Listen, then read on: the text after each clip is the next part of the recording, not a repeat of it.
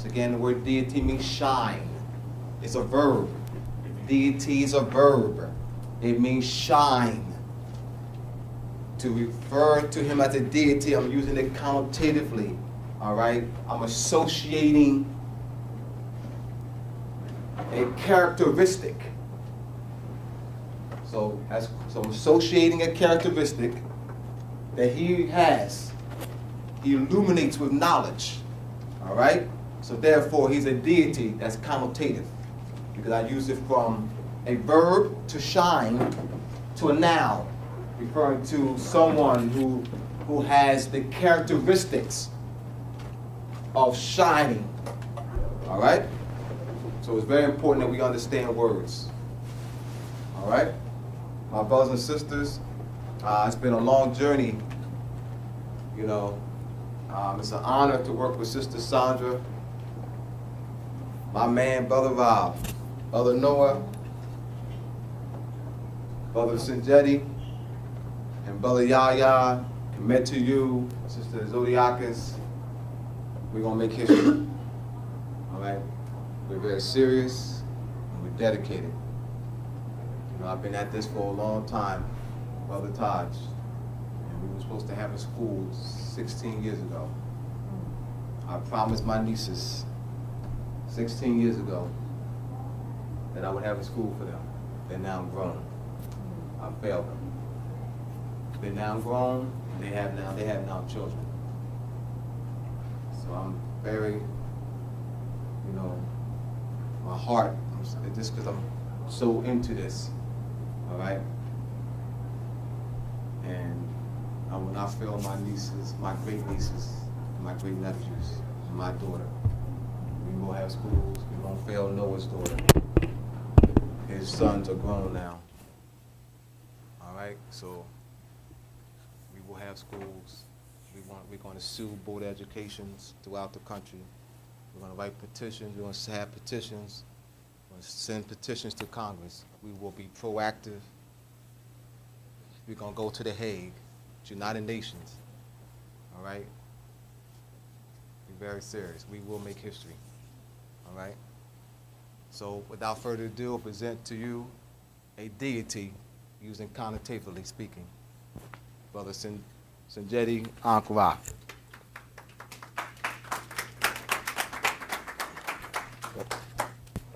right. Hotep. Shirome. You remember that one? Okay, Shirome. All right, so we'll start off with the etymology again. All right. Shirome comes from this term here.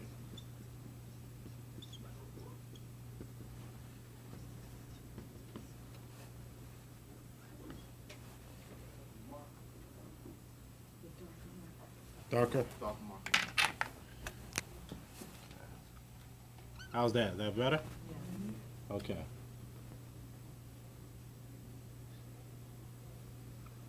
Okay, so it's the R, this is an M here. Shirome. This is a determinative. Okay.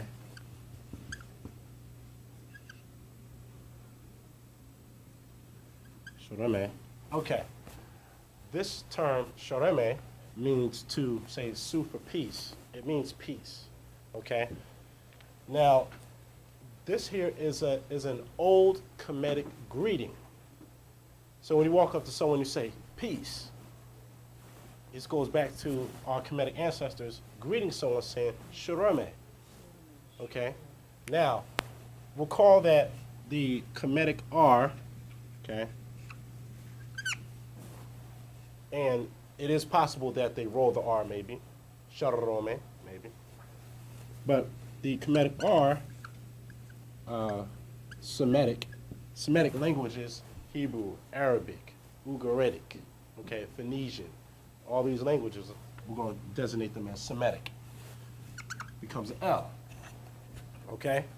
Now, being that that's true, then it becomes Shah,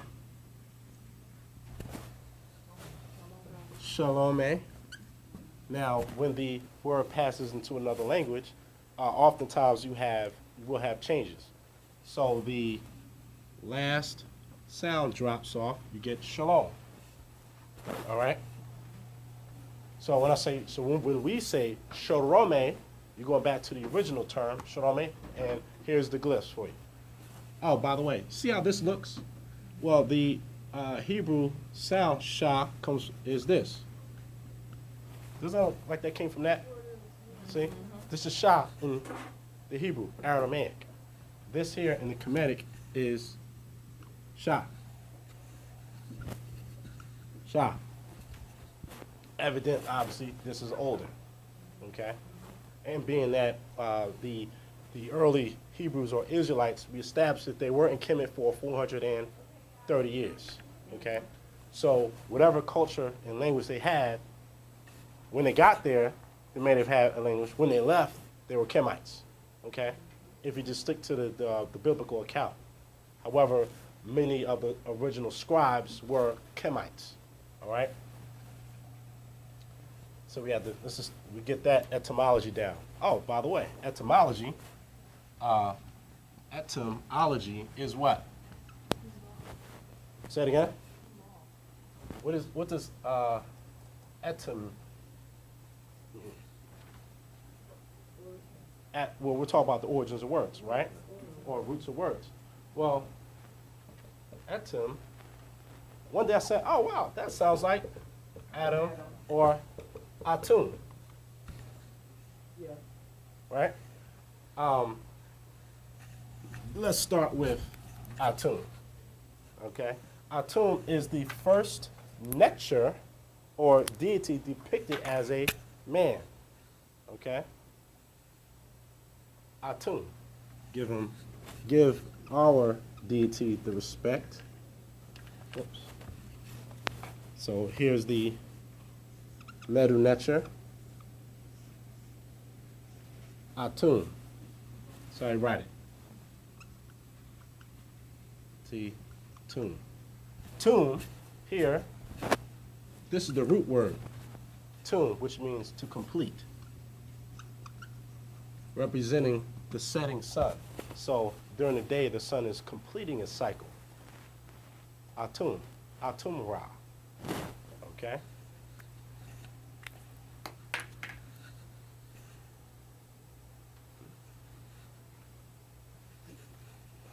All right, now, that's just to give some etymology as we go through our introduction. Okay. One of my favorite quotes from Kemetic literature is from Ptahhotep, who was a Grand Royal Vizier under King Isesi in the 5th dynasty. Be not arrogant because of your knowledge. Take counsel with the ignorant as well as with the wise. For the limits of knowledge have not been set, nor has anyone reached them. For wisdom is rarer than emeralds and can be found amongst the maize of the grindstones. Okay? End of quote. Okay. That's similar to what George G.M. James, our ancestor, said. Stop quoting his Greeks, quote your own stuff. Right? All right. So there we go. So, all right. Now, as we go through this journey, think about the pictures that you've seen. You've seen boats. You've seen the so-called gods sitting on boats, traveling in the bark of millions of years. Ra is the sun. Ra is that light, that deity that our brother spoke about earlier. When you speak about Ra, here's how you write it. Here's the R. This is an A, wrong A. Ray or Ra. Oh, that's where sun rays come from. Ray comes from that. Ra, sun. Okay. Not only is this the physical sun, it is also the light of knowledge. All right. In the beginning was the Word, and the Word was with God. The same was the beginning with God. All things were made by Him, and without Him there was not anything made that was made. In Him was the light, and the light was the life in man. In Him was the light, and the light was the life in man. Your solar plex, okay? This is the light that travels through the subconscious realm. So Ra sits on the boat traveling through the day, okay? And you may have Set, you may have other Necharu or divine representations of principles and powers that are protecting the boat of Ra with the long staff-footed blade at the end of it, all right, attacking Apep, okay? Apep is the demon serpent, or that great dragon that's spoken of in the book of Revelations, which is taken from Khemet, great snake that tries to stop the journey, all right? Ra is the light of consciousness, and the boat is the vehicle for which your consciousness moves, all right, throughout this journey. So when you're looking at these pictures, you're not just looking at, oh, this is somebody riding on the river. This is a representation of your journey, all right? When many traditions say things like, you know, you have a soul that travels from one lifetime to another. That soul, when you pass, travels in the boat or a vehicle. Your soul is going through a vehicle, either to reincarnate, to complete your journey, all right, or to be liberated after you've gone through the judgment scene, all right, because they tell you in Christian concepts that you will be judged when you pass, okay?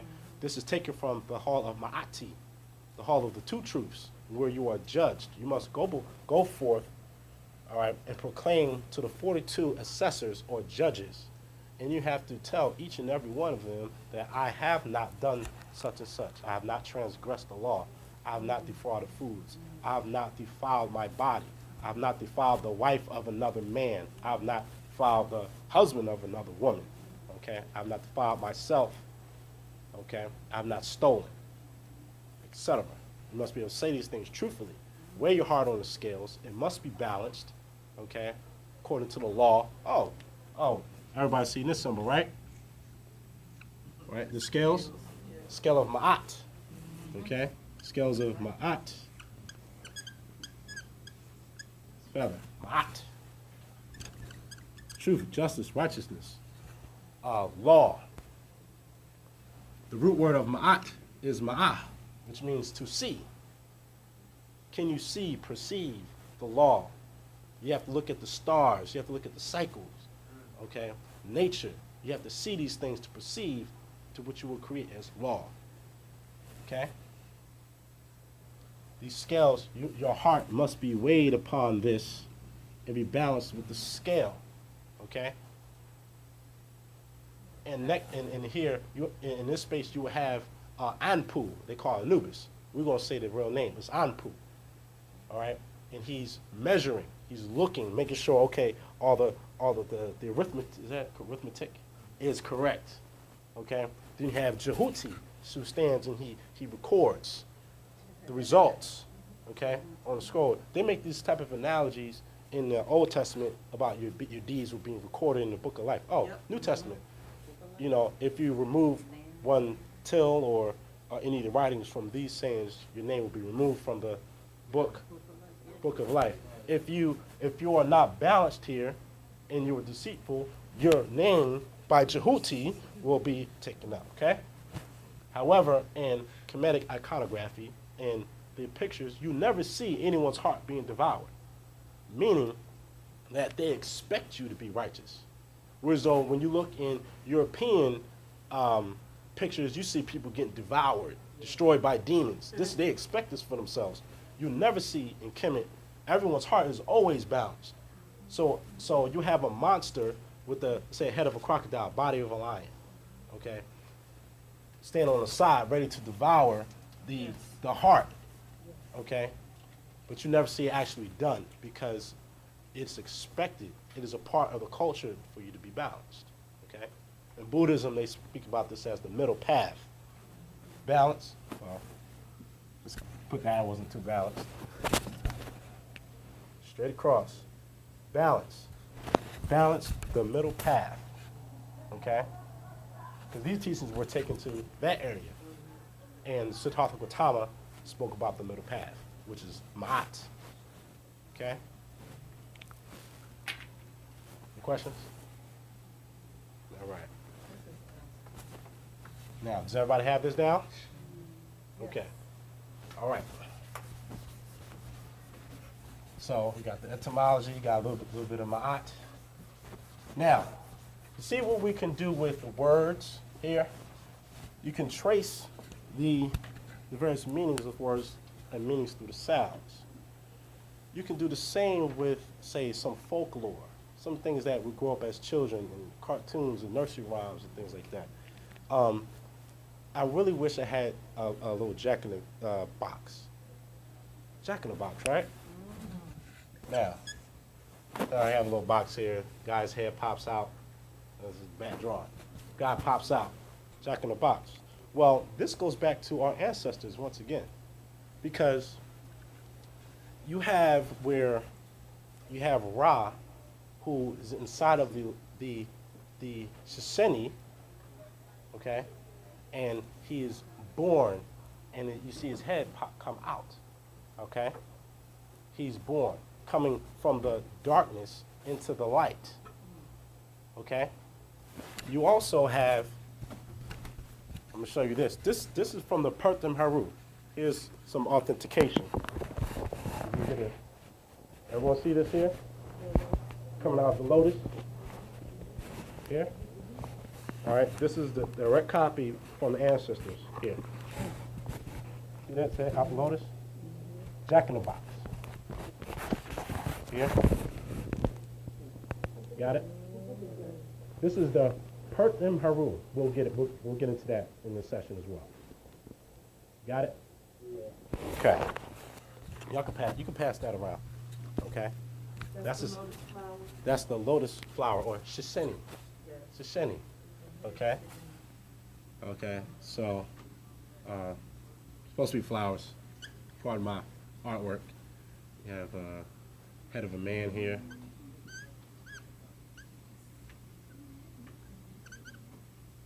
Supposed to be a head of a man. Now, you may say, well, that's an easy analogy. Anybody could do that. Well, how about this? Now, there's no J's, there's not say a J sound for a lot of words. For example, Joseph, J, comes from Yosef.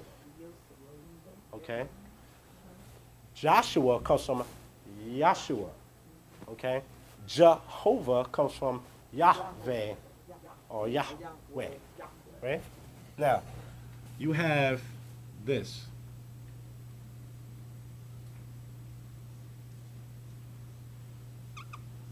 This is the Ankh bird, or Aku. Okay, going right like this. This is the sun with the rays coming down. Okay.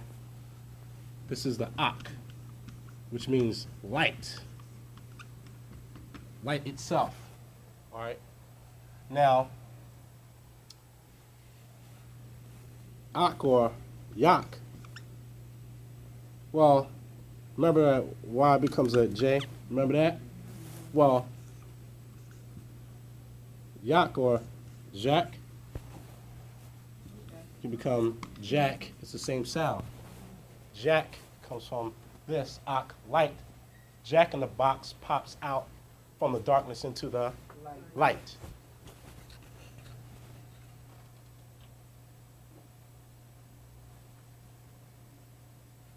Jack and the Beanstalk. Saying, here, let's say you have let's say here's the water. The lotus plant, you have the leaves here. It'll have a flower, petals coming up like this. You go on the internet, look in a book. Look at it. Its roots are under the water. Here's the riverbed. Jack and the Beanstalk. Okay.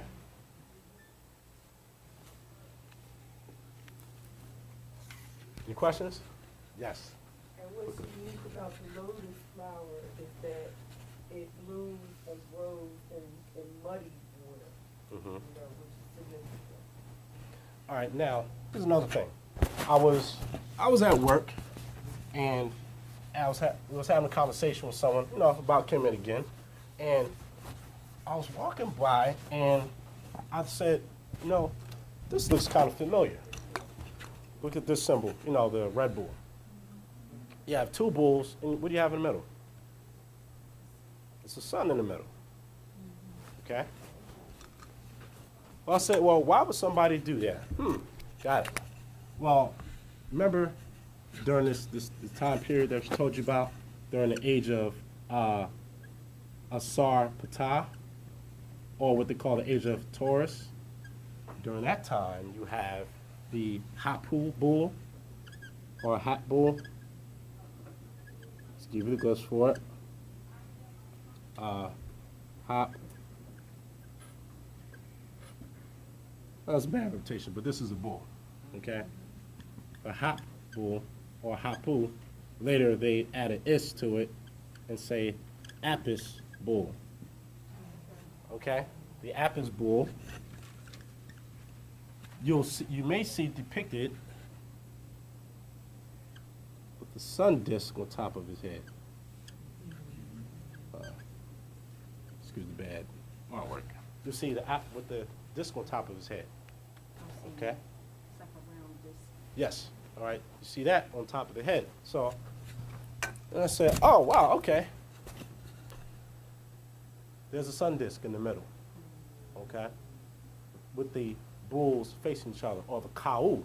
One of the words in Khemet for a bull is ka. Okay? Got it? Now, anyone ever heard of the Salem witch trials? Or a lot of our elders coming from the South, they may accuse them of voodoo, witch, and all that kind of stuff, and they'll make a woman who's powerful. Okay, who's some more words for a woman who's powerful? She has knowledge of the earth, knowledge of herbs, how to use divine words to affect change. Okay, well, they would call them witches. Okay, and we give it a bad, negative connotation. Okay, not denotation. Okay, well, I spoke with one of our elders.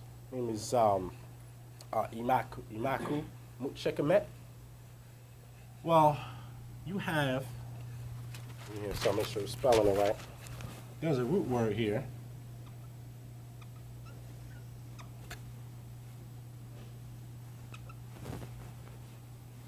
Watch.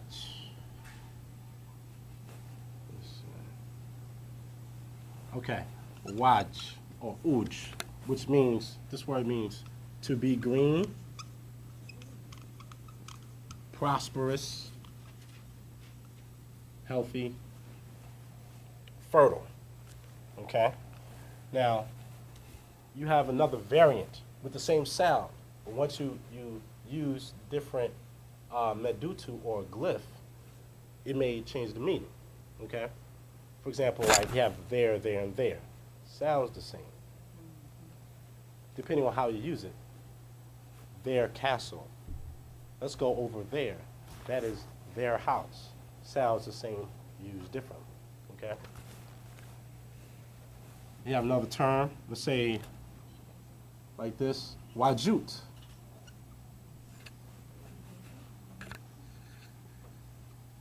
Wajut, this is a word, herbs, plants, okay? Now, you have another, wajit.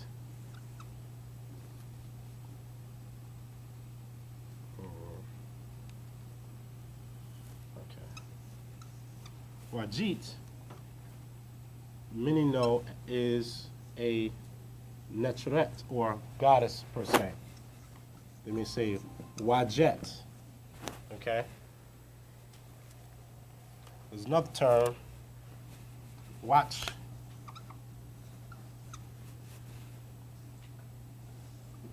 Watch, which means green one. This is a divine proper name. When you're saying someone's green, you're saying that they're healthy. Okay? You know, nowadays when they say, oh, go green. Okay? All right. Enough said, right? All right. Watch. Okay.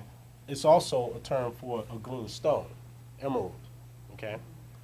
Now, what she noticed is that you have witch. See where we're going with it? Witch comes from wicha. Wicha, there you go, wise. All right, wicha also is related to the word Wicca, right?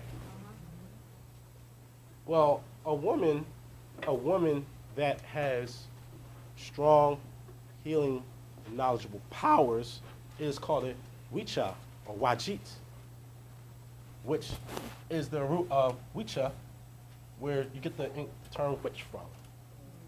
This, okay? Wicca. The Ouija board. Let's see, we spell this right? The Ouija board. OU? The Ouija board all has the same root back to watch or watch, which they later would say witch. So go ahead, be a witch. Okay? All right. This goes back to the more ancient denotative, because if you are going to be a wachit or watch or witch, okay, you must have knowledge of herbs and plants, because a woman who's using herbs and potions and stuff they put on the movies, they're using what? Herbs. Wachits, plants or herbs, right there, okay? In order for, they help you to be healthy, okay? They use their minds. We use our minds to heal, to have knowledge, to expand, okay? You have two Netzeret. You have Wajet, and you have another one, Nekbet, which is on the crown. So here, you know, you'll have the snake right here, right? And then you'll have, say, a vulture.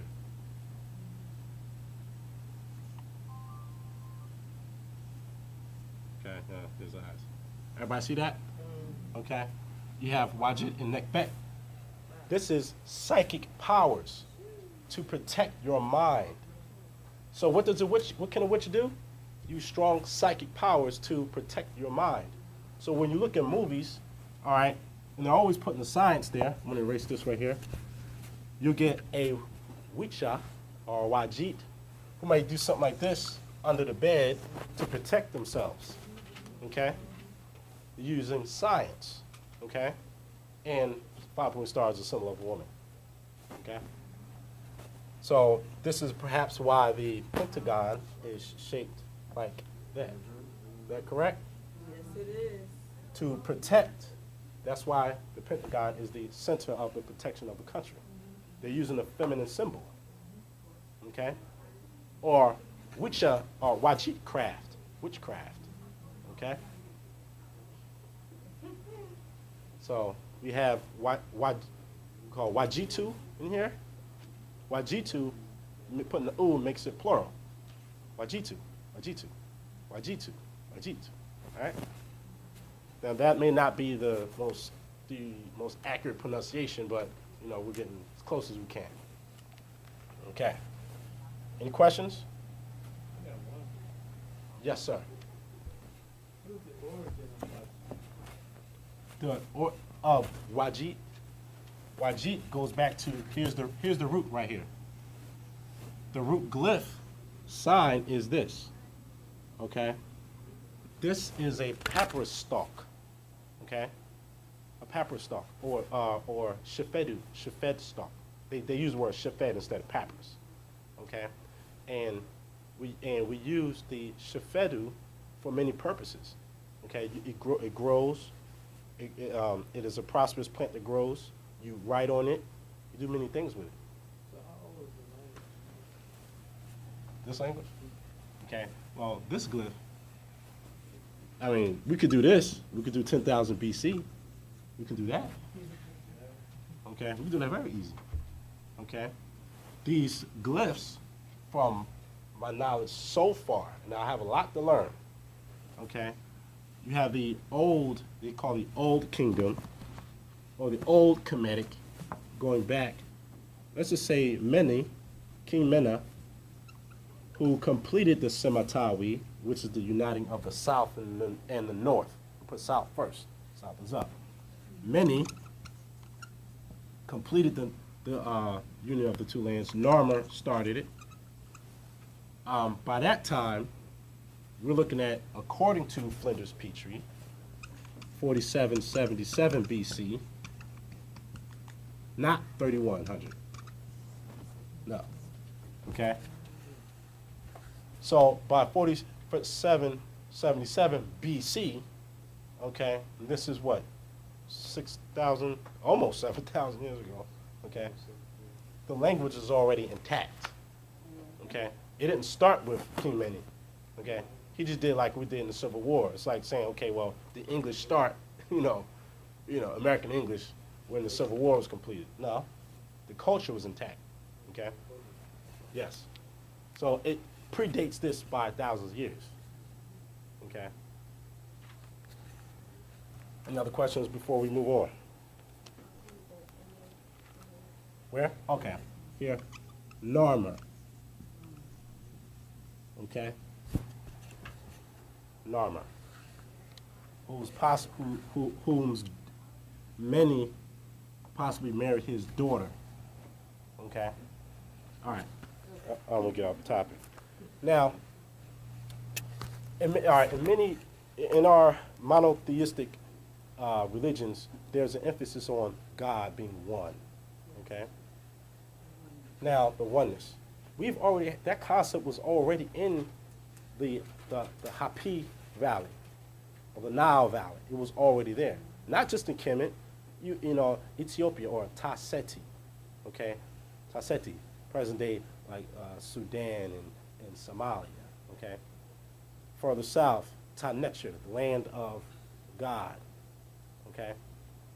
Further south, Kemitu, the placenta land, the land of where we were born from. So now you're talking about more of like Kenya, Uganda, and the Great Lakes regions, Mount Kilimanjaro. That's the area where they say the Kemites, they say they come from that area, further up south. Okay. Well, does everybody have what they need from here? Okay. Now, the Kemetic word for one, anybody know it? Wa. Yes, wa.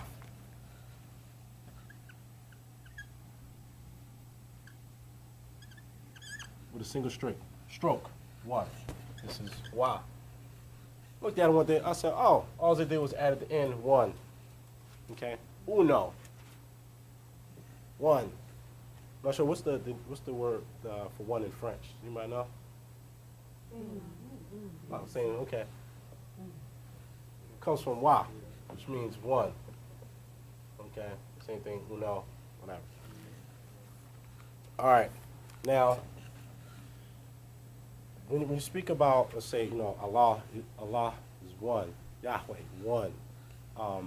Jehovah, one. All right. This is true. All right. Now, check these titles that we get from Khemet. You have this. We'll give you the glyphs here. All right. That's just a variant of how to write it. This is the sign for a deity, like a deity or divine. Okay? Be with you. Hold on. Divine. Okay. Now, if you're copying it, you don't get it perfect. It's okay. Don't worry about it. Okay. We're just doing this to show you that the language, the words are there. Okay? This can be researched. This here is a hare or a bunny or a rabbit. I hope it looks like a rabbit. Looks like a rabbit? Okay. Ari. Unut.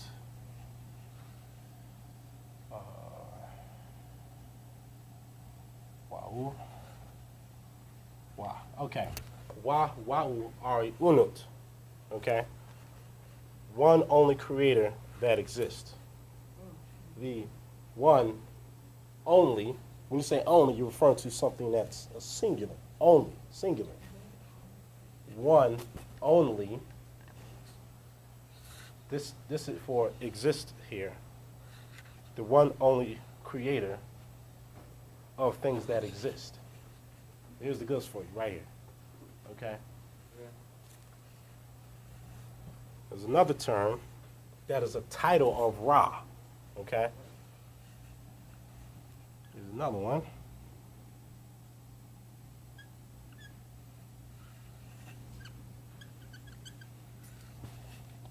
This is Wa. It means the one. It is a title of Ra. Okay? Now, this predates Hebrewism, Judaism, whichever word you want to use. All right. Christianity and Islam. It was already here. Okay? The whole thing, people refer to Akhenaten as being the first monotheist. This is not true. The whole concept was already in Khemet. The only thing Akhenaten was doing was following the traditions of his own ancestors. Okay? The oneness was already there. Okay?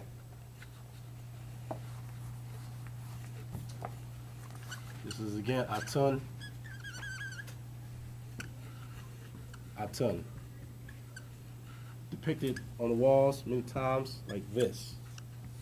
With the sun, what? Sun rays, right? Okay, with hands, and it have Ankhs terminating at the bottom. Okay? This is the Atun. All right? They say this is a symbol because what he was doing was taking the higher sciences and putting it to the public, okay? That doesn't mean that all of a sudden, he started monotheism and everyone else was a polytheist, okay? Even these terms, they're being used connotatively, not denotatively, okay? Because in Kemet, you have a complex of, you have a super system of understanding. Because you have different understandings of how the world was created, which process, all right? But see, nobody argues with people in biosciences or biology, okay? You could say, well, I study, say, microbiology, okay? So I'm not just going to go into the cell, I'm going to go into what made the cell. Okay, I'm going to study creation from there. Or I might go into cellular biology. I'm going to start from the most, what they say, the least complete component of life, they say is a cell. Okay? So I'm dealing with a cell, which circular. Okay, I'm dealing with a cell, and in the middle of the cell you have what they call nucleus in the center. Okay? And then within the nucleus you have what they call mitosis, which is the cell cycle, okay? For us, we can make the analogy that the cell cycle is like the boat of Ra, the journey, the cycle of the sun again. This is how we make sciences. And in the Kabbalion, it speaks about the law of correspondence. So this process is relative to this process, okay? This process of cells or, atoms, where you have electrons going around a singular object or entity. You have a planet in which a moon goes around a single entity, of which the planet goes around another single entity. It corresponds, okay? Mitosis, again, is a science. So you're dealing with cell biology. You might have microbiology. I may say, well, I want to study the stars, so I'm going to get into astrology. Okay, I'm going to study creation from that point of view. I may say, all right, well, I want to get into genetics. I want to study creation from here, where I'm looking at DNA, okay? I'm going to look at that process there. But, however, are these people in these professions worshiping a different god, are they polytheists too? If I'm a cellular biologist, that means I worship cellular biology and all the Europeans that so-called made these concepts, right? No. All right. If I'm into microbiology, no, I'm sorry, let's go into genetics. If I'm into genetics and they make you study Mendel, okay, is Mendel a god? Okay. So these are different sciences. So if I want to study, let's say, the science of the sun, let's say we have Atum, Atum, Shu, and Tefnut. These two give birth to Geb and Nut, and then they give birth to Asar, Aset, Haru Or, Nebit, Het, and Satesh, or Set. Okay. I'll say, okay, well, I want to study how the cell divides.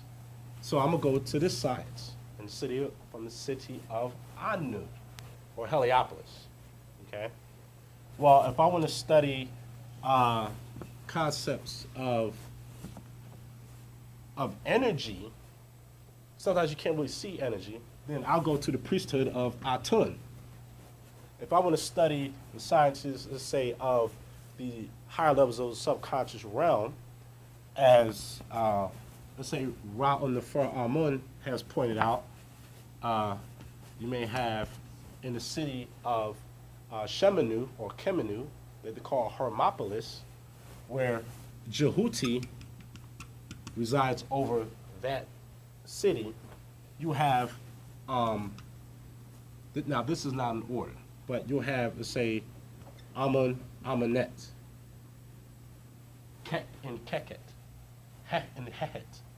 If I want to study that science, I'm going to go to that city. So if I'm a Kemet, I need to pick which way I'm going to go.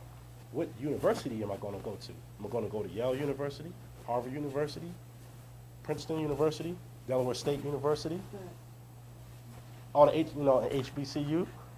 Okay. So are these people polytheists?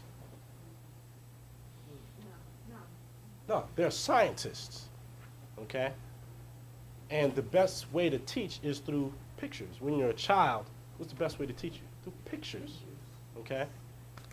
And you may have some Egyptologists who may say that our Medu nature is they say primitive, connotatively. Okay? Yes, it is primitive. It's prime. Okay? It is first. Primary. Okay? They'll say, yeah, it's like baby because they're using pictures.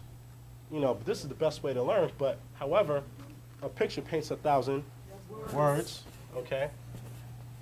If we go here, painting 1,000 words, there's so much you can get from this symbol here.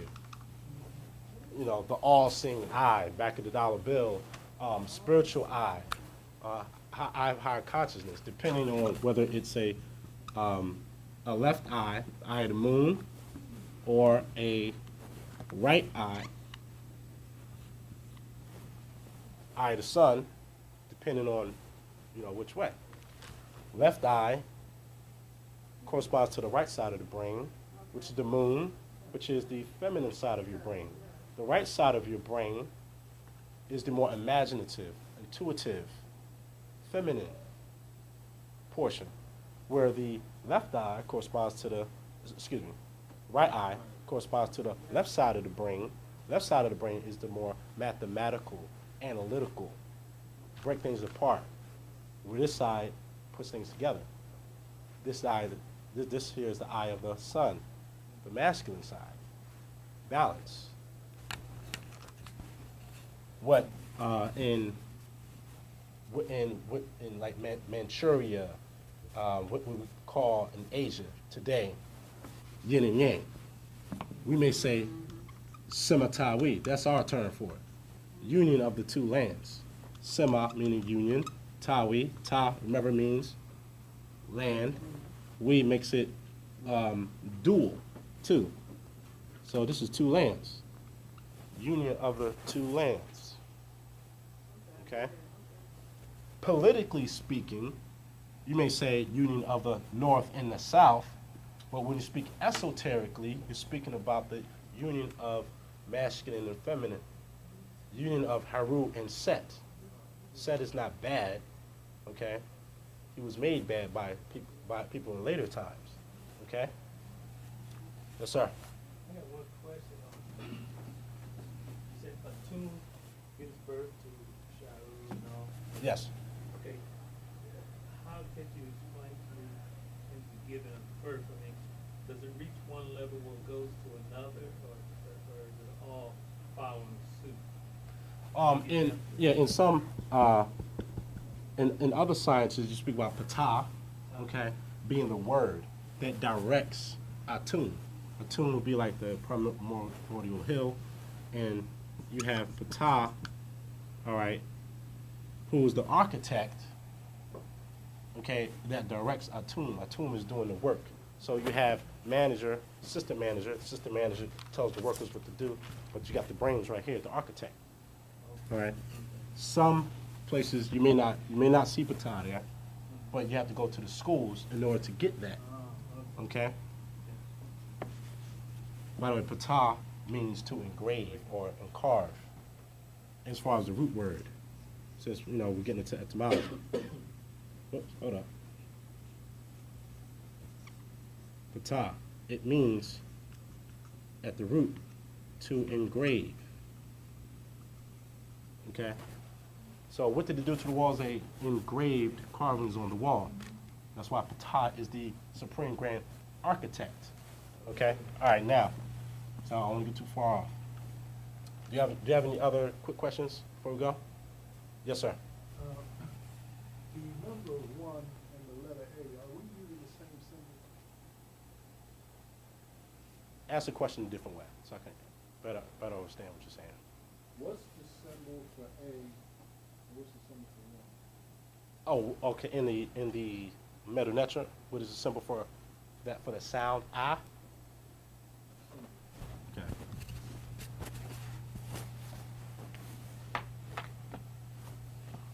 Okay. I'm trying to.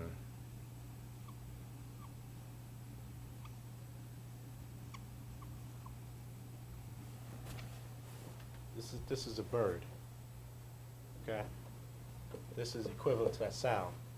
And one day, sitting, I was like, well, why would they use that for the ah sound? Oh, they make a ah sound.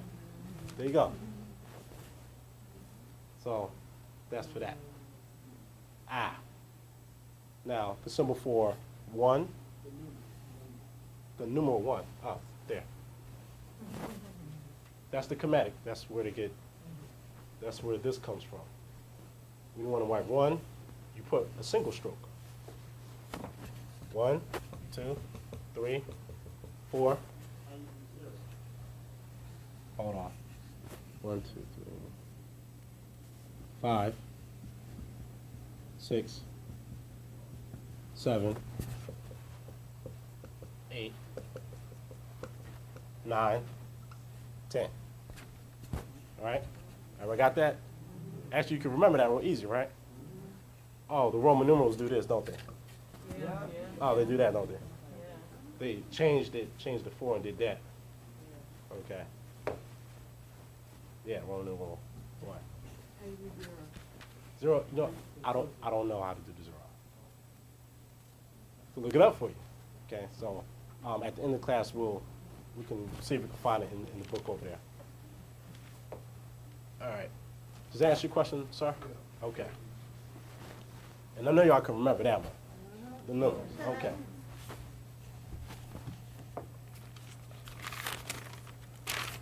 All right, you ready for something juicy? All right. So everybody understands the whole thing about the sciences, microbiology, paleontology, archaeology, all these different sciences. So if I want to go to this school, okay, if I want to learn more about, let's say like the Kundalini energy, and Chi and all that, I may let's say if you're a woman, you want to know how to channel that, you may become a priestess of Haru, priestess of Aset. You learn how to channel their energy for higher consciousness, okay? I may invoke, if I'm a man, I invoke the spirit of Min, okay? Min is a Netcher depicted with a flail in one hand, and he holds his phallus in another, okay? It's not derogatory. It's not perverted. How do you think you got here, right? That is sacred, all right? If I want to, go into my manhood, all of us should have one of these in the house. It's not the Washington Monument. It is a Tekken, okay? A Tekken, all right? These are all over Khemet. St. Peter's Square, they took the Tekken of Shahutimes III and put it right in the middle, okay? This is a symbol for manhood. It is a phallic symbol, symbol, but it's manhood, okay? The phallus of Asar, they got it all over the place. Cemeteries, resurrection, all right? They're using your science, all right? You want to be buried with one of these, okay? I am. Okay. That's going to be a long time from now. So, all right.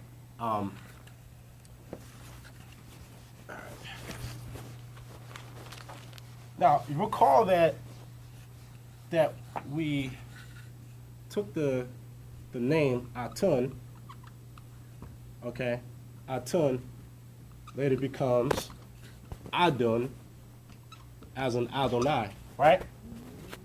Now, if we can trace these sciences back to the sun, perhaps you can do this with another name and show that the original deity, okay, you're speaking about Ra, okay, the patriarchs, Abraham, Joseph, and all of them, their deity must have been Ra. So before we go into the deeper etymology, let's look at some analogies. All right. In the Bible, in the book of Malachi, you have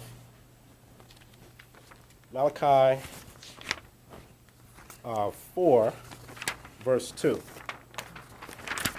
Malachi 4, verse 2 says, "But for you who fear my name, the Son of Righteousness will rise with healing in his wings, and you will go out forth and skip about like calves from a stall."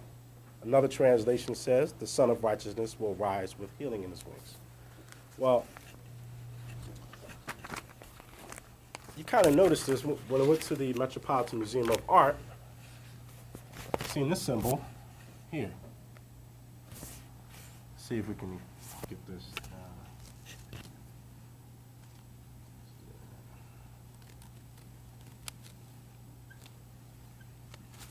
Does that look familiar? Yes. Okay, so let me just get some more in there. The crown, snakes there. The crown, snake here. Okay. So, the Son of Righteousness shall rise with healing in his wings. This here symbol is Haru Behedet,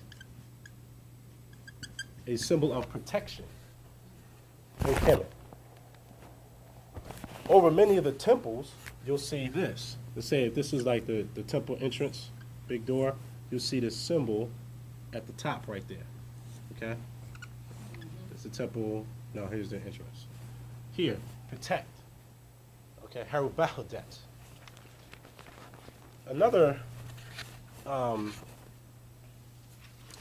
scripture, Psalms 84:11. So let's write this down. See, Malachi 4, verse 2.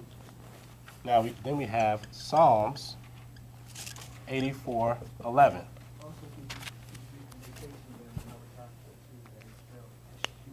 Oh, yes, sir. And it says, "The Son of Righteousness."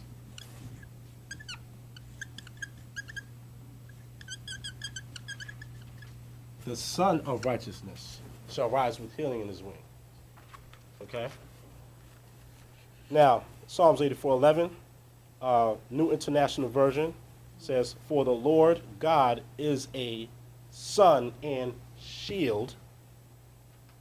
The Lord bestows favor and honor. No good thing does he without from those whose walk is blameless. King James says, for the Lord God is a sun and shield. S-U-N. Is a sun and shield. The shield does what? Protect you.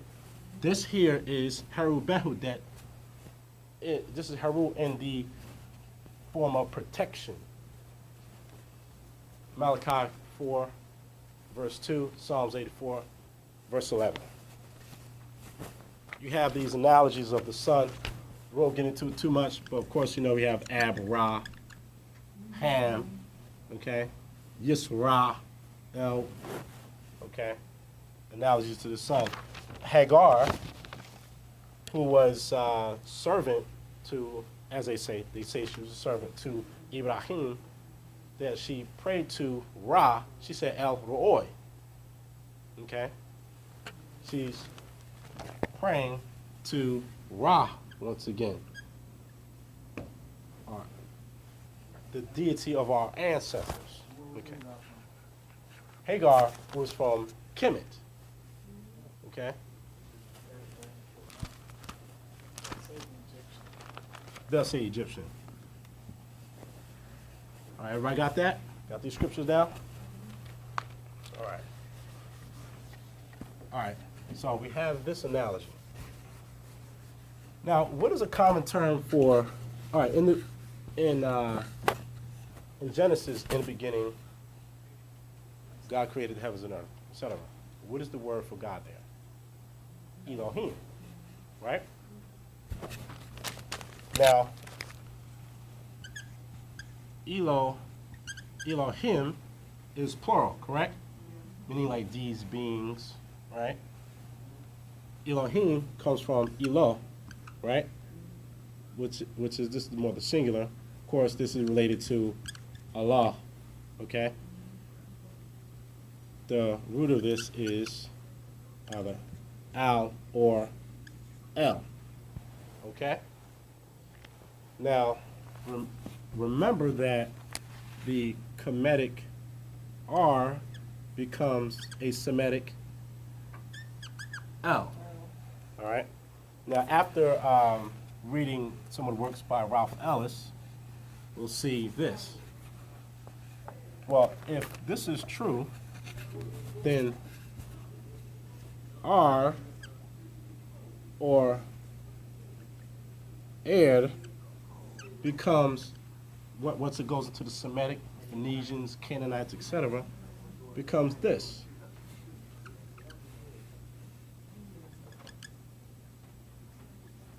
Oh, well. Okay. Now, again, if we can trace this to, if we're going back to the sun again, so there is a term, Khemet,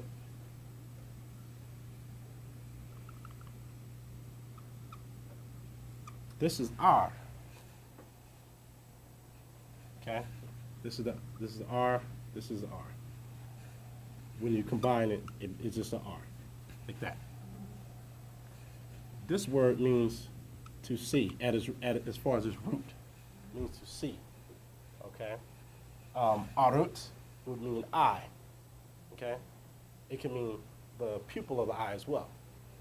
All right, they do say that God is all.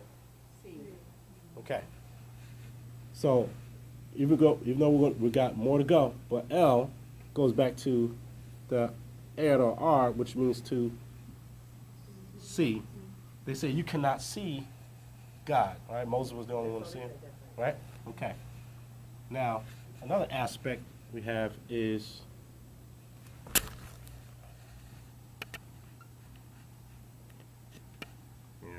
this is one of the titles of Haru. Audit Haru. I'm about to want to make a list here. Keep in mind, the R, command R becomes a Semitic L. Pupil of the eye, Audit Haru. This means the eye of Haru. Okay. Haru, it can mean, it's another word for a day as well. Okay? Say Ra could be like daytime or light.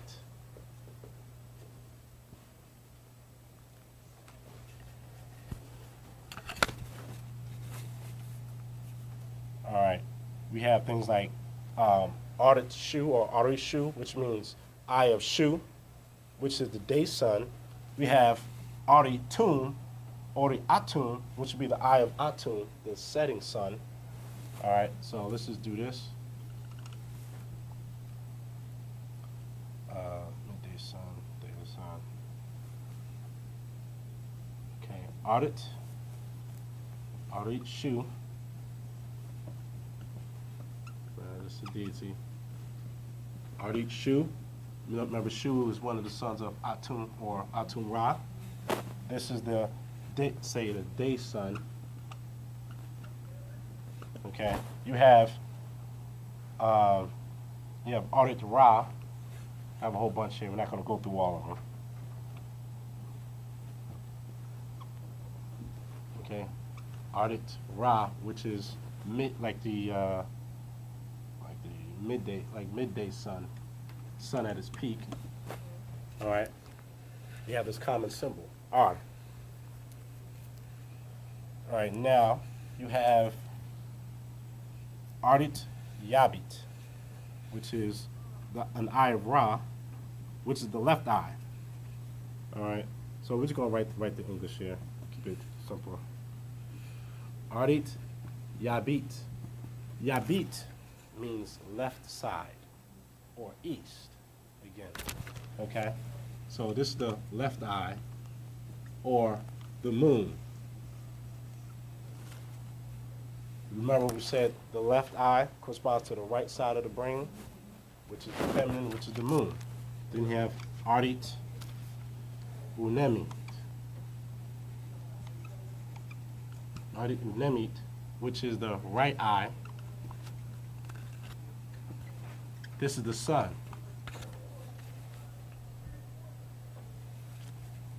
All right. So now you ask, well, in Christianity, you have this term, I'm sorry, you always have the depiction of the sun. What do they call it? Halo. Okay? Ardit Haru. You always see, this is a man's head. You say this is Jesus right here. Give him afro. Okay. Okay. They'll depict him with a halo behind the head. Yes. It is the sun. Okay. Correct me if I do this wrong, but you constantly have the symbol of this in Islam. Is that correct? Islam, Did I do this correctly as far as the side? Yes. Okay. This is just for general purposes. Okay.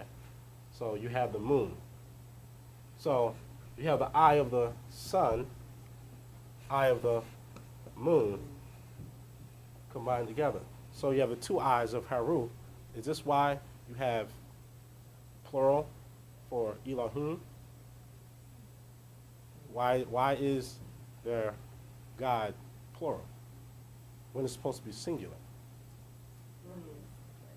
It's supposed to be oneness, not plural. Okay. So is this, according to, say, Ralph Ellis, who made this analogy, you have the sun, which is the eye during the day, moon, eye during the night. Showing you that, again, al comes from R or air. Okay? Because you got, remember again that the original Semitic people got their concepts from Khemet. Okay? If we follow the biblical story, they were there for 430 years. You left out, what did you have? You had Khemet. All right? I'm not sure who said this, but one of our elder scholars said that whatever laws Moses went down the mountain with, he went up the mountain with too. He took it up there and came right down with the same thing. Okay? So, is that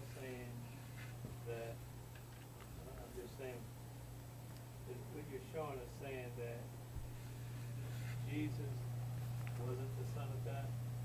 Yes, he is the Son of God. You are too. All right, because we're gonna get back to that because that's a little further down. Okay, now a term for the moon in Kemet is this, so that we can make this argument a little stronger. That's a symbol of the moon. Okay, here's another one. Yeah.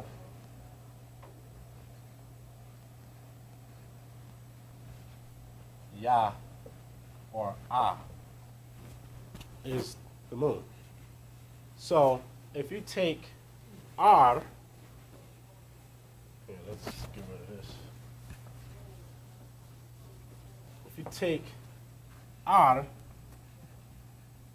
okay, in which you're speaking about, say, the eyes of the sun,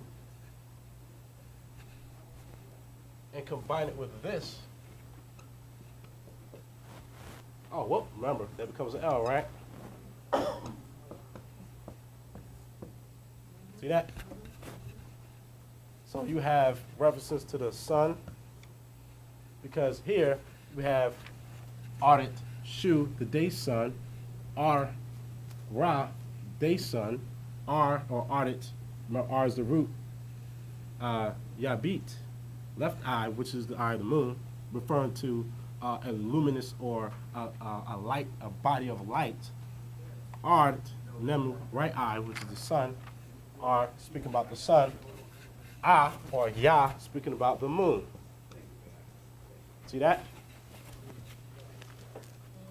So that your plurality is the sun and the moon. What two energies? All right, okay. Forget all the spookism. Let's be straight up and real. The two energies that affect this planet, okay, and is the sun and the moon. Flat out. Forget all the mysticism. Straight up. Without the sun, we ain't here. Without the moon, tides, all magnetic field on this planet will be off. Okay. Forget the mysticism and the donkeys and horses riding out of clouds. All right. Straight up, it's the sun and the moon. All right, and the stars. Okay, astrology, science. Any questions? Yes, sir. Yeah, I've read somewhere where Samael, Joel, Mikael, Methuselah, Rachel is direction to the sun or the moon. Mm-hmm.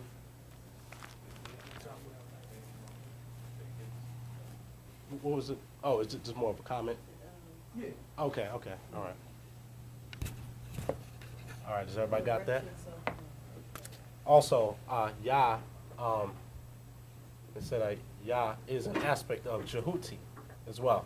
Ya Jehuti, speaking about the moon, okay, because Jehuti rules over the energies of the moon as well. All right. Now we have another Netcher deity.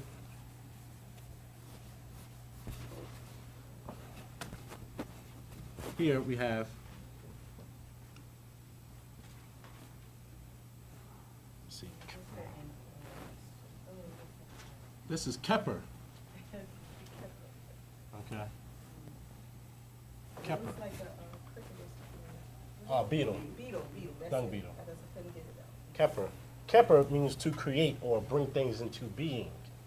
Okay?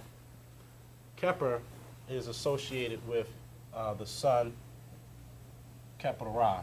The reason being is that the Kepper beetle, okay, when it lays its egg in dung, boo-boo, okay?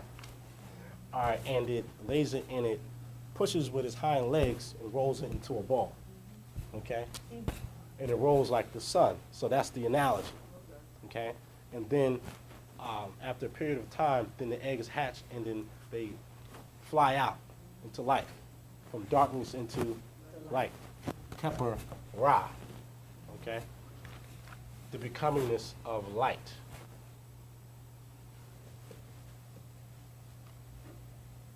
Become, or the whole concept of evolution, transformation,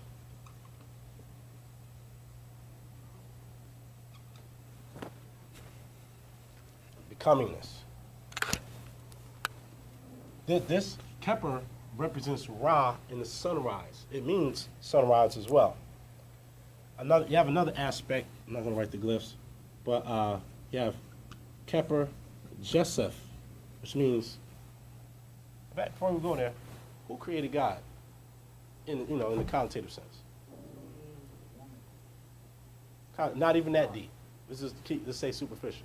We go to Sunday school, so, you don't really say who created God because you're assuming that God was always here, or even if he was created, he created himself. If anything, well, it was taken from this Keper Jesef, okay, means he who created himself.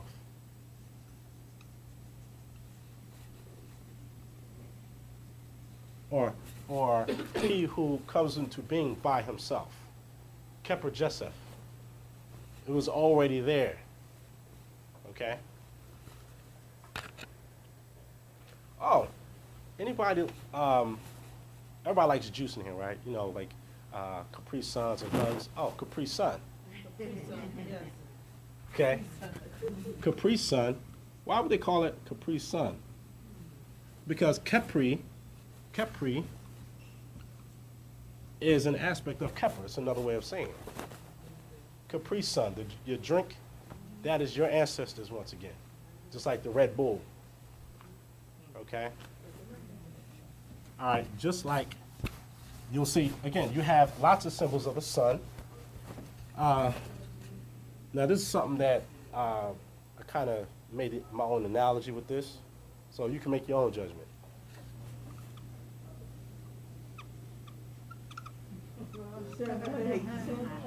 Well, now check this. Watch this. Watch this. Remember those wings? But hold up. This is equal to this, right? 360 degrees, right? 360, 360. There you go. You have Dodge Ram. Speaking about Alma. Right? Or Aries, but it's Alma. Okay? You have these things of your ancestors all around you. Advertisements. Okay? All these things. Washington, D.C., it's all around us. Okay? Make a quick analogy. We have some of my Moorish brothers here. You got this symbol here, right? The cat. Okay? Which, comes from this. Right there. Okay? We have brothers and sisters who put it on, don't really know the sciences. Okay? They don't know what this is here. Same thing with the right, and same thing when you graduate college. Same thing. Okay? But the flat was from the side view, but you've got Tesla there. Okay? Same thing. All right. Let's go on to something else. Name some superheroes in Greek mythology. Quick one. Oh. Who's? Not even that old. Titans are older than the Olympians. Hercules. Oh, Hercules. Okay. All right. Hercules. All right. Now, they say that, well, not they say, but how, like in the cartoons and stuff, you think, oh, this is European. Okay? Well, according to Herodotus, and all the other Odysseys, they all say that the Hercules didn't come from Greece. They said it. They said he does. That the Greeks took it from Khemet. They say Egypt. All right. So you're like, well, how do we find Hercules in Khemet? All right. Well, there is a city called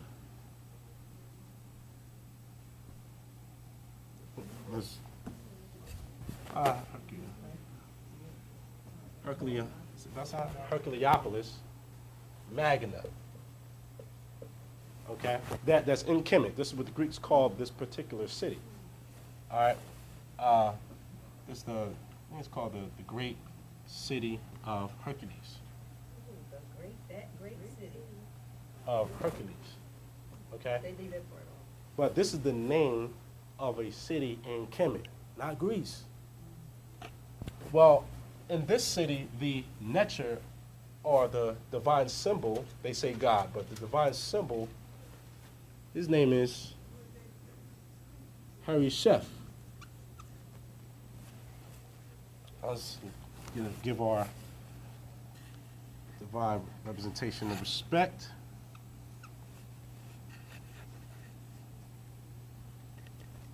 Harry Chef or Shape. Okay. Here's the Harry Chef. Sheep. Here. Okay. Which means he who is upon his lake. All right. Well, why would, so they're equating Hercules with Harry Chef? Or how about this? Let's go to, I know y'all can see the word in there, right? You see Haru in there, right? Okay.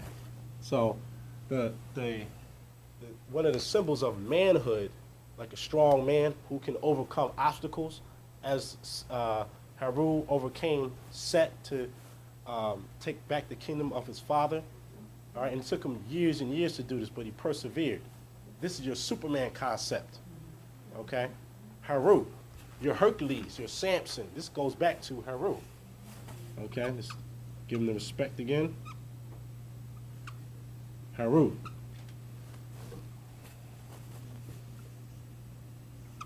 Now, according to Martin Bernal, who wrote Black Athena, he says, and I try to confirm, I'm still searching, but he says that this means glory to Haru, or Horus, as he put it. Whereas though others would say Hercules means glory to Hera. However, Hera hated him. Okay, because he was born from Zeus having sex with another woman. Okay, so why? So if she hated him, why would you say glory to this person that hates me? Okay, Martin Bernal says glory to Haru.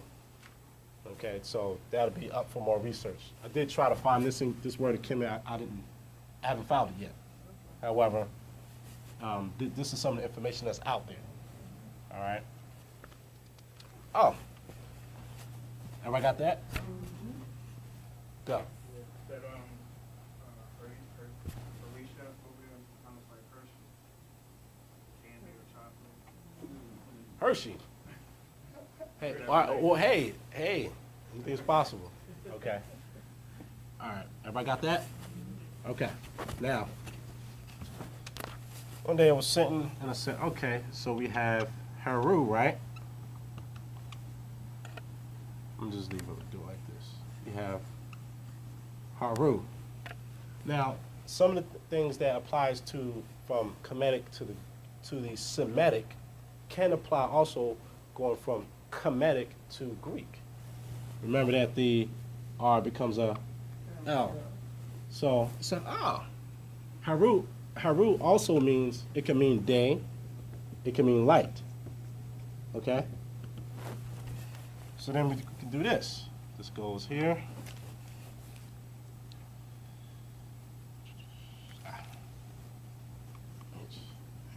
Remember the R becomes an L. Let's keep going here. So if that becomes an L, put it there. Keep going. Halo. Remember, Haru can mean light or day. So in Christianity, and Buddhism too. What did they put behind the head? A Haru behind the head. The halo is the Haru, is the light. They didn't want to say sun. They want to kind of throw you off. They would say halo to make it mystical or whatever. But it goes back to this. Any questions? Okay. There's another word I found. Okay. President Barack Obama. Okay. I think he's a cool guy. All right. Now, what does Barack mean? Anybody know? Yes. All right, and this name, you can find this in the Old Testament. Well, we did a little research. I'm sorry? I don't remember the scriptures, but my mother, she has a thing with, in Judges? Okay. You know, she has a picture of Barak and then has those scriptures. And I just remember looking, I'm like, oh, snap, okay. Well, but that can be researched, okay? And it does mean blessing. So I just happened to come across this.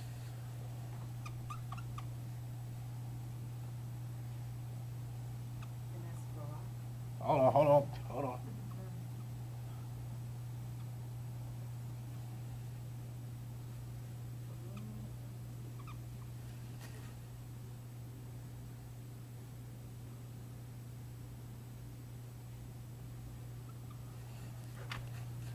This is the B, that's the Ba, that's the R, that's the K.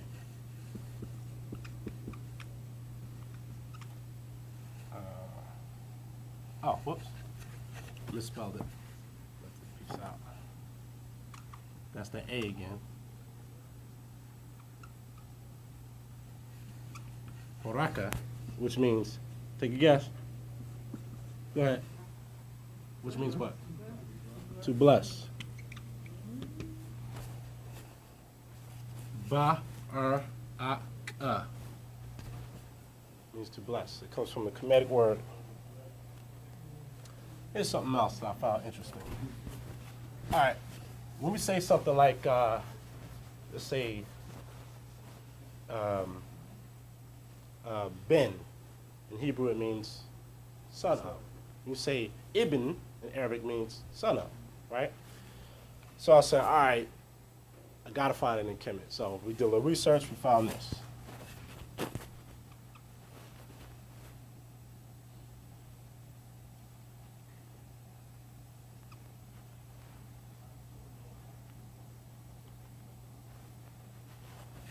This is Benu, which means a male or a man.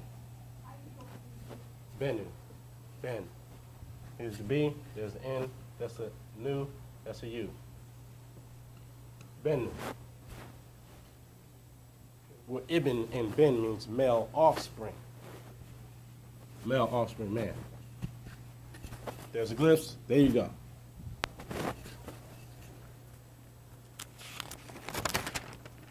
You have any questions?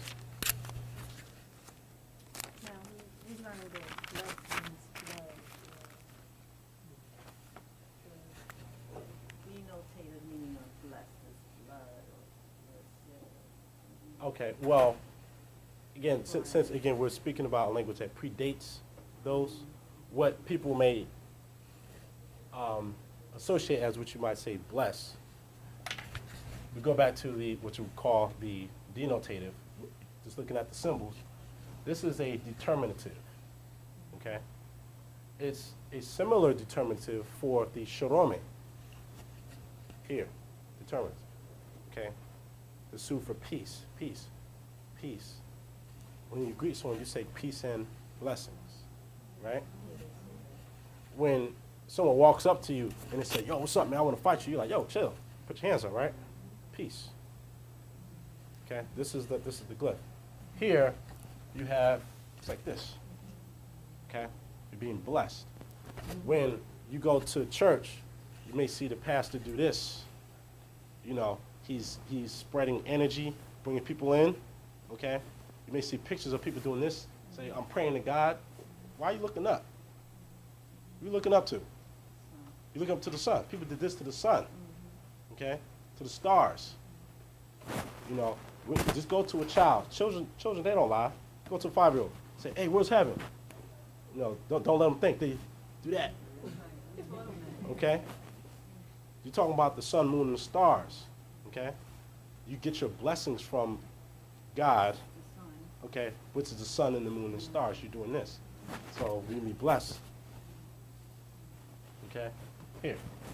As people would overstand it as the term bless. Not saying blood, but what we would think of as bless. But it's just saying bless, just say brek. Okay? We leave the English part alone to say Barek or Baraka. Okay. Another question? Yes. Does the city of Hercules still exist? The Herculeopolis Magna, many of those, I don't know about that one particularly. Many of them are still there, not full-fledged. You'll see ruins. A lot of sand is still over it. You'll see foundations of the buildings and temples still there. You know, you have hundreds of temples still there. Some cities, you may just see the foundation. Were they known for any special things, making the building special? Producing? I mean, you have, let's say, at the temple complex, it's like, think about, think about a corporation, okay? You need water, you need food, heat, all those things. So each temple, especially temple complex, had, say, sections where these specialties were provided as service to the priesthood and the people around, okay? Each city will have its own specialty as far as science. Remember earlier we spoke, if I want to say, learn cellular biology, I may go to this temple or university to learn these things. So at a university, you're going to have, you know, books, paper, food, all these provisions. So at that time it was functioning. Yes, operative, functional. Yes, ma'am. The Ra is the spirit, right, and the Ka is the soul, or Okay, this is how you write Ka. Okay, literally, many translate it as double. Okay, in the sense of, you may look at a movie if someone may see their own body shifted over, their physical still sitting here, but their spirit is moved over. That's they double. Okay, but this is the term they use for spirit. But again, this is connotative because the term spirit comes from spiritos, which means to breathe. Okay? And again, this doesn't mean to breathe. Okay? In verse 2 of Genesis 1, and the Spirit of God moved upon the waters, or the breath of moved across. Okay? Let's take that off. Doesn't mean spirit. Denotatively. Okay. Now, Ba, now the Ba, oh, no, oh, this Ka doesn't, this is the K, that's the A. It's just a sound, it's not speaking about this. That's, and that would be why the sign is different. Okay.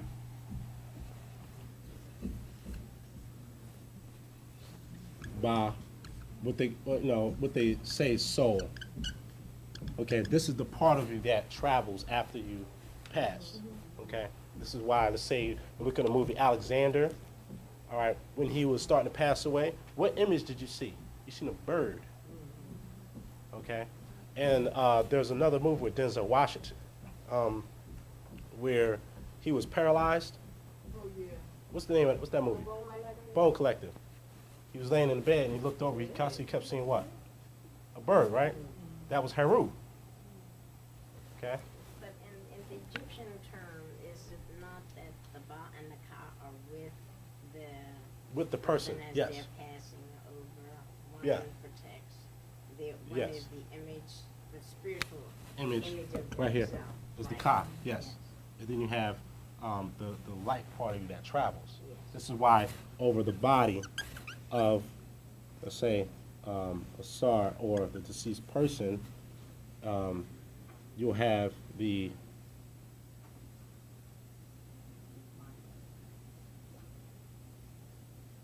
Ba with the symbol of the Shin over the body.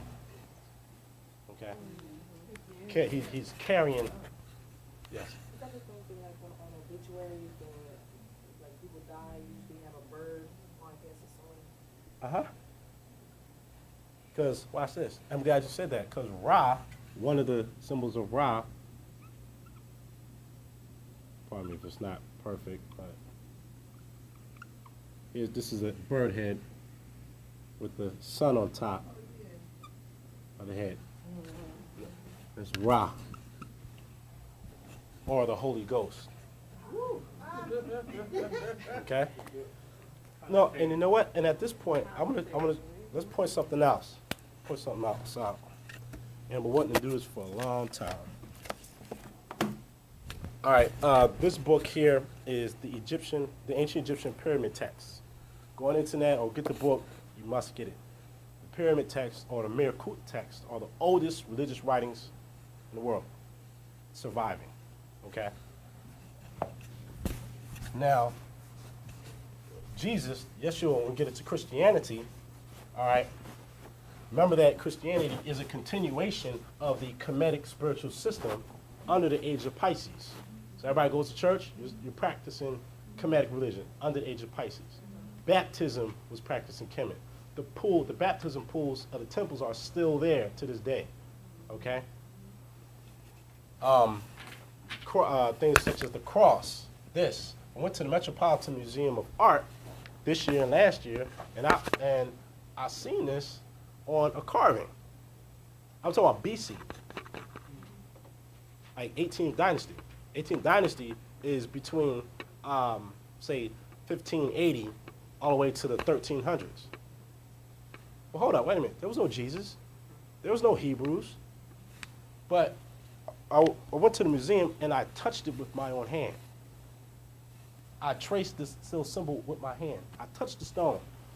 So there's no debate. Everyone here needs to go to a museum. Go there, look at it. Look at these things. Go to the University of Pennsylvania here in Philly. Look at it. Okay? Look at it. Go ahead and sneak and touch it. I won't tape say it. We're supposed to, but hey, look, touch it. Then forever, no one could tell you that it doesn't come from there because you touched it. These things are thousands of years old. It's not a piece of paper, somebody put it in a print press and all that. No, buddy, it's still sitting there. All right? This comes from Khemet. This comes from a symbol, let's see, Nej. Nej, it's a glyph, which means protection. Okay? Lots of people, they walk around with a cross here for protection. All right? And then Constantine came and bastardized it, took it, and said, in this symbol we shall conquer. So every time, they go somewhere, they take our symbol, stick it in the ground. Okay? This is ours. It means protection. Okay? This before the Romans were crucifying people. All right? Now, I touched it with my own hand, so that wasn't, I didn't read that in the book. Okay? Now, in the book of Matthew, I'm gonna need that in a second. In the book of Matthew, when Yeshua HaMashiach, Yeshua, Jesus, is with Yohan, or John, the Baptist, baptizes him. Jesus comes up out of the water, and then what? Of dove. And a voice comes from heaven, says what? This is my son, and in him I am very pleased. Right? Now, knowing that a lot of this stuff is ritualistic, okay? One day, say that a little louder, please. This is my son. Whom I am well pleased. Well pleased. Yes. This is after an initiation. So, now nobody told me this, but I went through the pyramid text of Unes. Unes is the end of the 4th dynasty, okay? So we're talking approximately like close to 4000 BC, according to Flinders Petrie. So I open this book up. And this is utterance number 1, sarcophagus text. Utterance 1, recitation by Nut. In other words, Nut, the goddess, is speaking, okay? The great beneficent. And she says, the king is my eldest son, who split open my womb. He is my beloved, whom I am well pleased. Wow. This is the pyramid text right here. And then it goes on, utterance 2, recitation by Geb. Geb says, the king is my bodily son. Recitation by Nut, utterance 3, The great who dwells in the lower mansion, the king, is my beloved son, my firstborn, upon the throne of Geb, with whom he is well pleased, and he is given unto him his heritage in the presence of the great Ennead, or the eight Necharu of Shemanu. All the Necharu are in joy, and they say, how goodly is the king. His father Geb is pleased with him. Okay? So that comes from the pyramid text. It's a ritual. All right? But, again, nobody told that to me. I'm just reading through, and the ancestors gave the guidance. Bam! Okay? So we're waiting to go on tape for that one. Do you have any questions? We got some more. Yeah. So where does Melchizedek come in? Melchizedek, and I have limited knowledge on that. Melchizedek is like this: Malachi, Zodok, okay? As in the book of Malachi, Zadok, Melchizedek, okay? Same. You have a priesthood of Malachi Zadok or Melchizedek, with whom Abraham was initiated, Yeshua, and the New Testament was initiated, and forever be a high priest after the order of Melchizedek. So referring to a priesthood of sacred science, okay? Malachi Zadok or Melchizedek. And again, this stuff goes back to what you call Kemetic science, but that's, as a science, it's all across the earth, okay?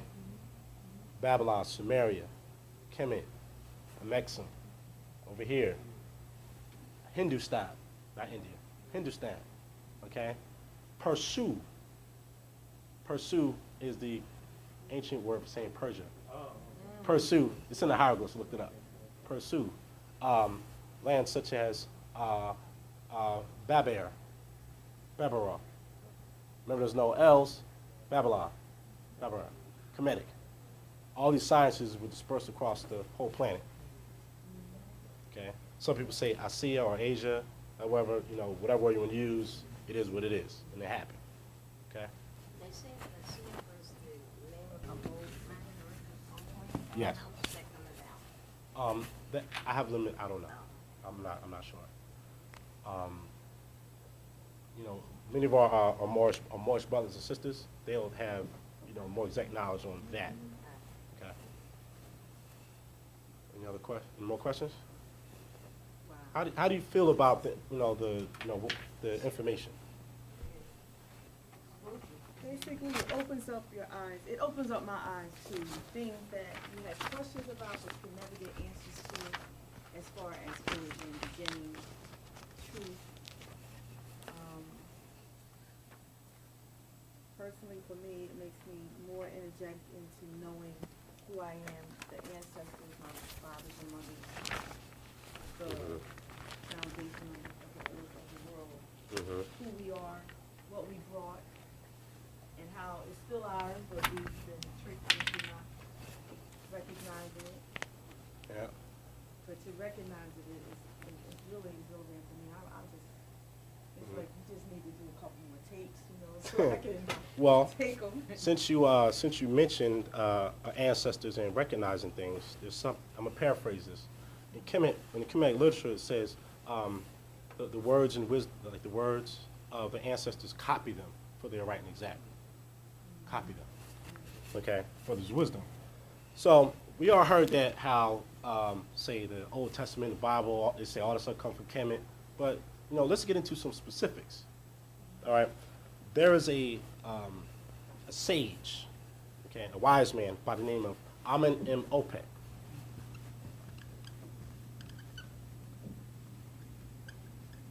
If you go on the internet, you'll find other instructions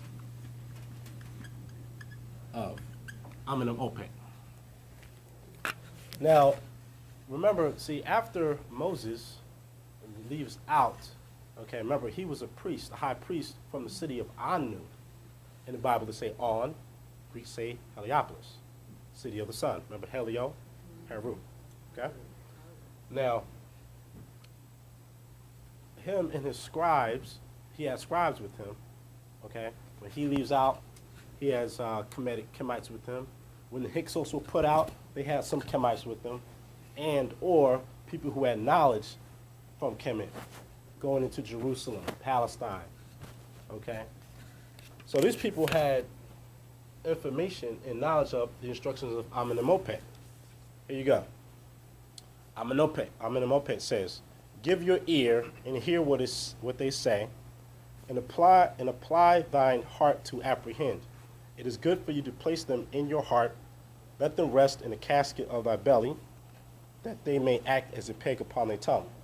Proverbs 22:17 through 18.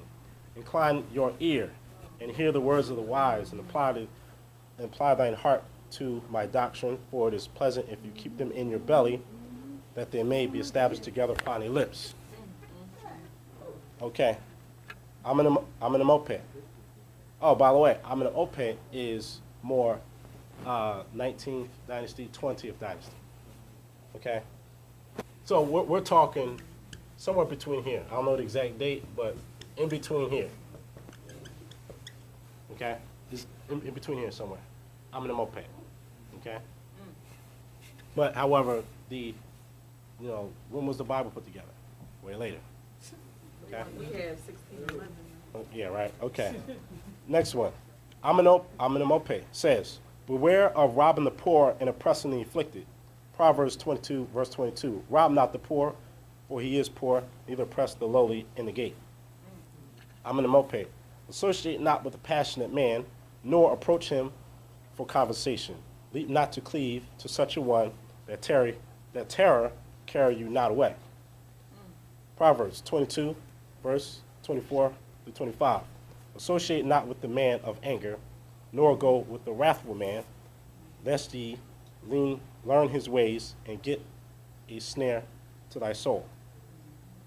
Amenemopet, chapter 30. "A scribe who is skillful in his business finds worthy to be a courtier," or an official. Proverbs 22:29. "A man who is skillful in his business shall stand before the kings." We can go on and on here. Yeah. All right, we'll read this part. Amenemopet, chapter 1, says, "Give thine ears, hear the words that are said, give thine heart to interpret them." Proverbs 23:12. "Apply thine heart into instruction, and thy ears to the words of knowledge." There's another one that's really, really good. Chapter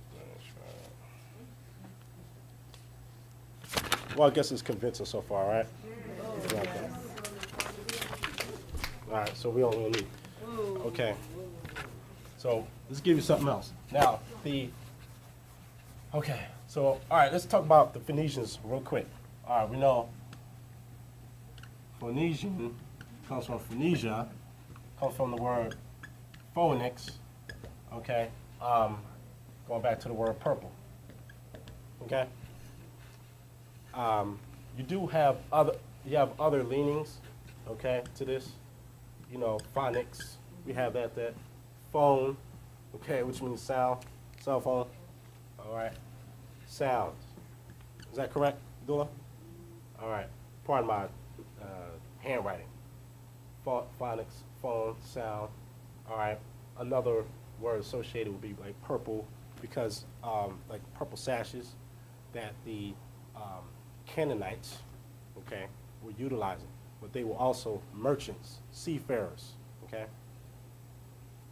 Is that supposed to be a royal color or something? Yes, purple is a color of royalty, yes. All right. Also, it goes back to the Bennu bird, the phoenix bird as well, the Bennu bird in Kemet, all right?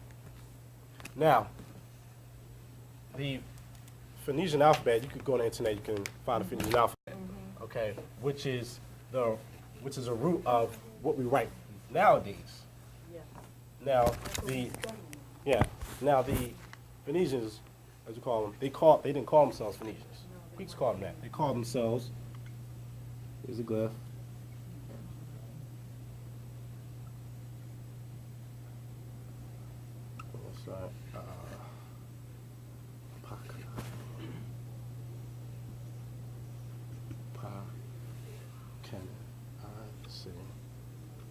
This is, okay, this is foreign land. This is the glyphs. This is pa, meaning the, okay?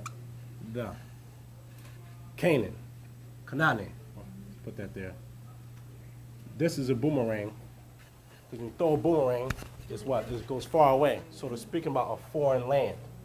You throw the boomerang. This will help you get the denotative correct by looking at the symbol.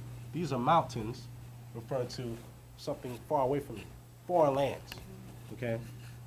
Kanane, or what they call Canaan, the Canaanites, all right? So this is what they call themselves, okay? Now, we're not going to do the whole alphabet. However, we'll do this. This symbol is an owl, okay? It makes the M sound, M. Now, you have Medu Neter, the formal writing, and then you have the handwritten form, which is, the quick writing. They say cursive, right? But we're going to use that connotatively. Handwritten form. This is, what they call hieratic or demotic. This is the handwritten form. So it looks more like they took the side here, the side of the owl, and put it in there. This is the handwritten form. So here's the formal written part. This, we'll say, shot.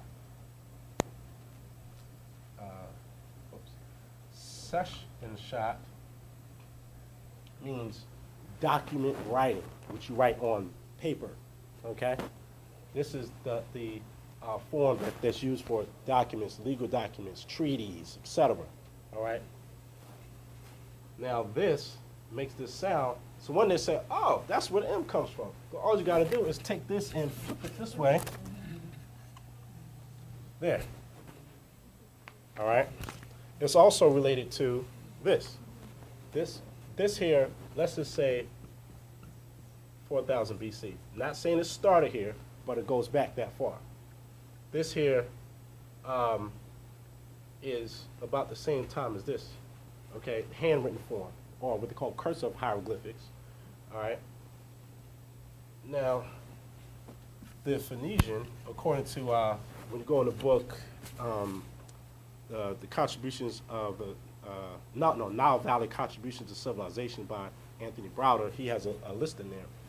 And in it shows that about 1000 BC is when the Phoenician alphabet comes about. Okay? So you have, let's see, yeah. So Phoenicians wrote it this way.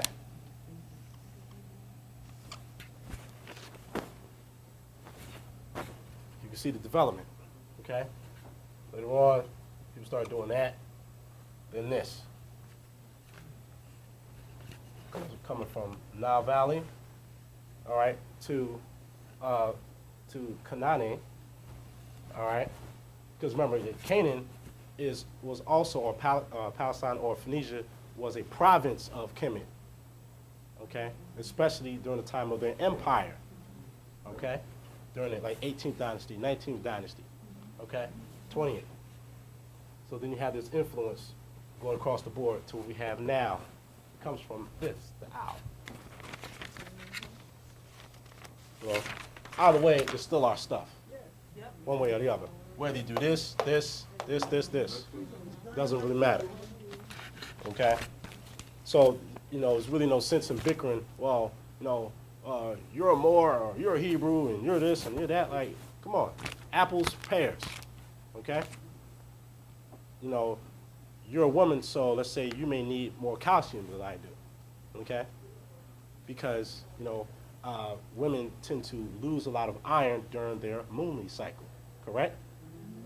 So you're going to need more iron, okay? I don't. Does that make you or me better than anybody? No. You need to, let's say you need more fiber, so you need to eat more apples and more whole grains. I may not, because I may have been vegetarian all my life.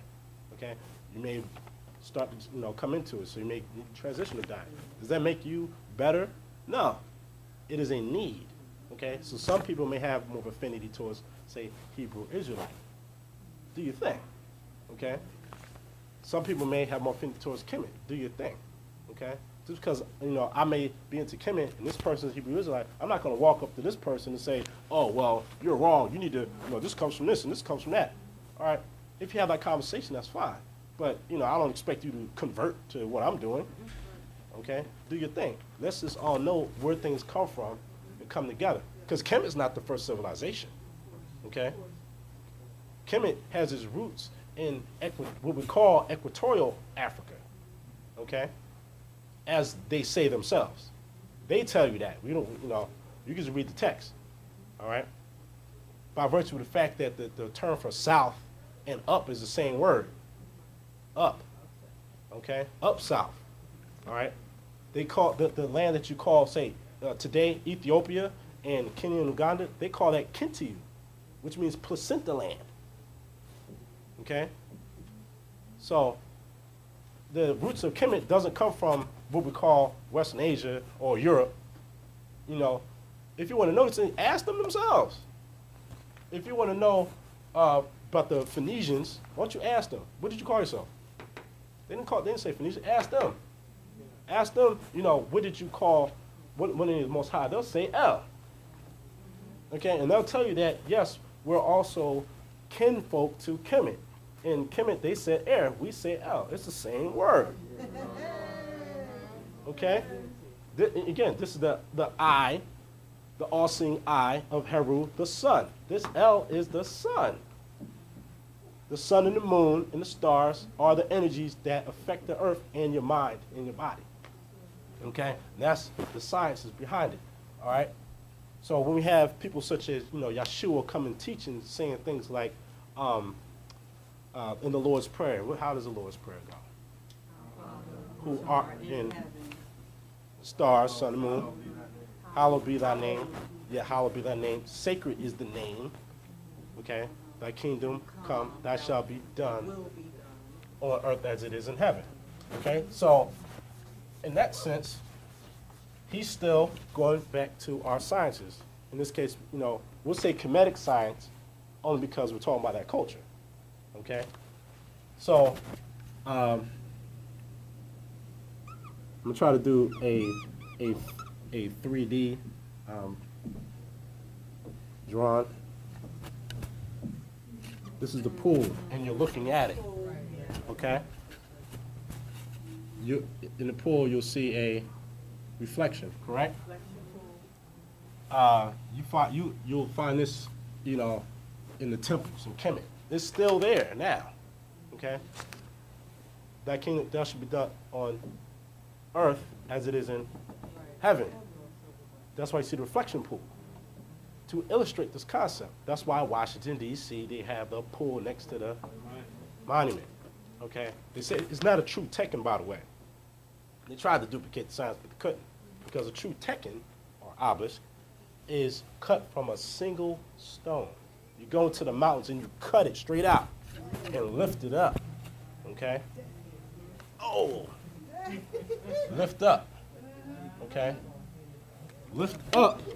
Hold up. Not saying it's the same symbol, but just the idea. Lifting up, resurrecting. Okay?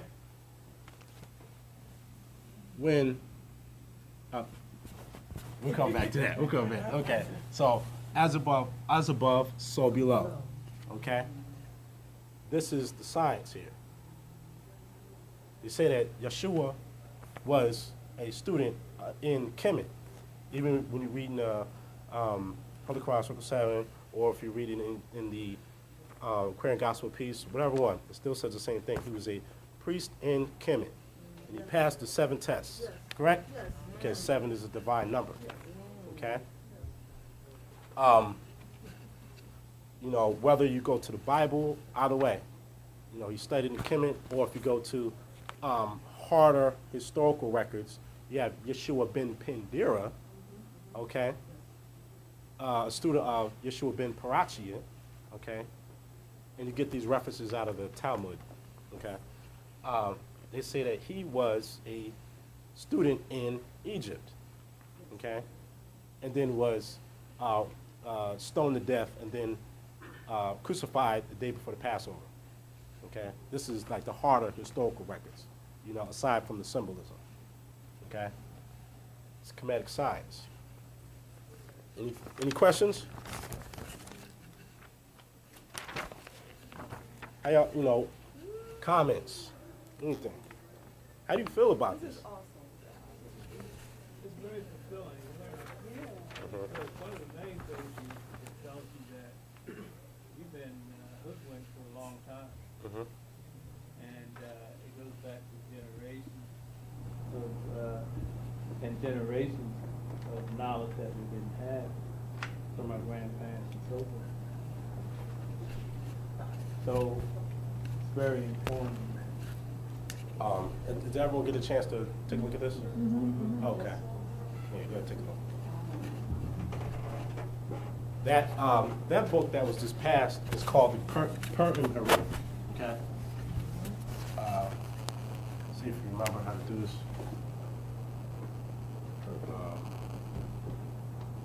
Where you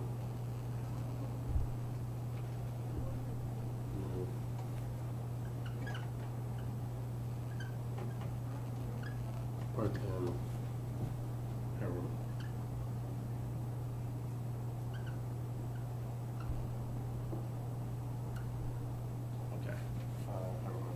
Okay. Reu, Nu, Pert, and Haru. The chapters for coming forth into the day, or coming forth into the light. Don't have the glyphs, but the other glyphs that go here, M. Ger. For a complete title, it is the chapters for coming forth, I'm going to wrap this up, into the light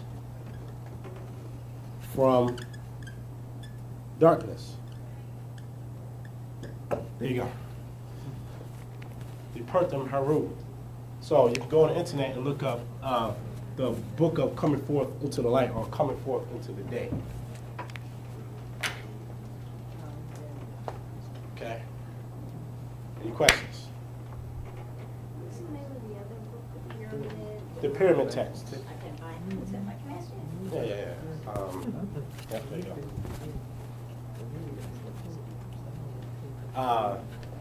Now, for this kind of research, you know, I would like to, you know, thank, you know, many of our elders who are living and who are our ancestors. People such as Dr. Ben Yakinen, Dr. Clark, Dr. Malachi Z. York, you know, Prophet Nuwaju Ali, you know, Asa Hilliard, Jacob Carruthers, Joe Massey, Charles Finch, Ralph Ellis, Drusilla Dungy Houston, you know, all these people read information, you know, which, you know, was able to get this understanding here. Yes. I read about a Tibetan book of the dead. Mm-hmm. Is it a different major difference? I've never read the Tibetan. I've Yeah, seen yeah. it. I've seen it. I only heard about it. But I've never actually read it.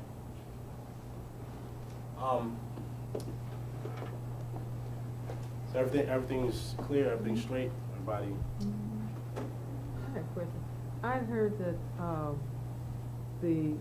when the people migrated from and left different areas, let's say that some of the Egyptians left with their culture and with the hieroglyphics, and they went east. Let's say they went to what we call China today, and took the civilization and started another, I guess, branch over there, maybe about 5,000 or 6,000 years ago. Even before that, now, according to, say, Ivan Van Sertima, Luca Rashidi, you know, you have migrations that start to occur about 150,000 years ago, okay, out of what we call Africa, that area, according to Ivor Sertima and Renuka Rashidi, and about like 90,000 years, you know, you have what they call diminutive blacks as the term that they use, okay, or us, basically, in other words. In the first Chinese dynasty, they called it the Shang dynasty, which was us. Okay. Okay, Shang dynasty.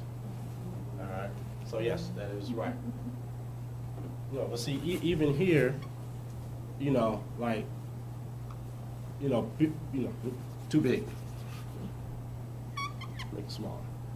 You know, you have people migrating out, going this direction. I mean, before Kemet had his dynasties, before all that, you had people coming out, going this direction. You had people inhabiting here. Had people going here, going here. They had people selling over. Okay, being in these areas, or they were a little bit closer. They already came over. All right. We were already here, all over. Okay, so whatever name you want to use is still us anyway.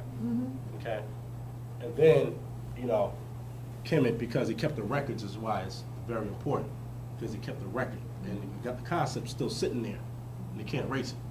Okay. My question was, do you believe that there was one land mass in the beginning? And like, sort of like, you look at the pieces of the world and you look at the land mass, like you put them together like puzzles. Before all this earthquakes and before that, water and all that. at one point it was together. Right together. Yeah.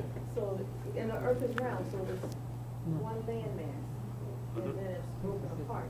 So, well, the reason I said it is that we're saying that this started in Africa, that started in Africa, but this is Africa right here. Yeah. Where we are. Now, the land is just moved over. yeah. Now, again, even with that, we have to make sure we be clear, because most people, when you say this is Africa, they're like, huh? And we have to be careful not to say, you don't know nothing. This is Africa, and you be like, huh? Okay. You have to let them know that it was one landmass, and the term Africa wasn't used back then. Right. Anyway, honestly, before words like Amexem, Asia, Africa, and all that, we had languages before that. Yes. These are just words that are used later still. Okay? So, yes, this was, closer over here, and might have walked over, sailed over, whatever case be. One way or other, it's still us, whatever. Okay? So we have to make sure we say things are clear. You can't say to someone who is just starting out, this is Southwest Asia, which you call Africa, because you're associating Asia with here. Okay? When you say the term Asiatic, you may come across an unconscious person who might say something like, well, ik means something like, or ish, like Jewish, or like Jewish. You're not really a Jew, you're kind of like one, you're bluish green. Okay? They're going to look at that. If you're saying Asiatic, you mean something like Asian? So I'm not saying it as an attack, but knowing how people might, twist it. So we would have to make sure that we be clear about it. Because you may go into a Kemetic text, and someone may translate a word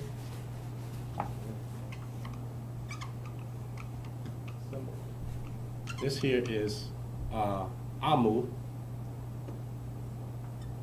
Okay? Amu, the term they use for the Hyksos, who are the enemy. A lot of people, Egyptologists translate it as Asiatic. Okay? However, these are foreign people. These are vagabond people. These are mixed breed, what you call like Semitic, mixed after the people from the mountains come down, what we might call barbarians or savages, come down and start raping and pillaging and mixing in, okay? Amu, okay, they translate as Asiatic, but if we go into the connotative, denotative, we might as well take that out, you're referring to people who come in what they call Western Asia, but a specific group of people, Amu. It is a general term for people in Western Asia, as what we call it, Western Asia, okay? So they say Amu. So we have to rethink this translation of saying Asiatic, okay? What about if you say Oriental? It doesn't, well, this isn't translated as Oriental, No, but not that word, I'm saying. Orient, doesn't that mean like West. to rise? Right, Orient, to the east. Yeah, rise. Okay? Orient, you go to an orientation at a job, then you try to, You gotta describe it better. I'm sorry? I hear what you're saying, you gotta describe it better. People got It's the place where the sun rises on the horizon. okay. But this here, you know, even, this wouldn't be related to Oriental as a used connotative. Gotcha. This is speaking about a specific group of people who invaded. Okay? Phenotype. Phenotype, yeah. So, Jewish. All right. Fish. All right.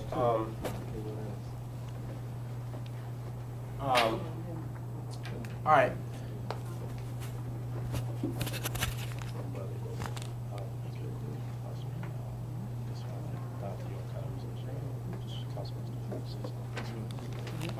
We'll have a quick announcement. I wanted to thank the brother for inviting me out today. He did a great job. I just wanted to cross-reference some things and expound upon some of the things that he spoke upon. My name is Amundsen Hotep Ray, and since this is etymology class, since this is etymology class, and we're dealing with the origin or the root, I just wanted to stress the importance for us as a people to go back to our roots. And we have to focus on two things. History, which is basically his story. Okay? Then we have what is called mystery. And when you look at the word mystery, you see my story, or our story. Okay? When they speak of ancient Khemet, which is properly referred to as Tamaray, because as the brother so eloquently explained,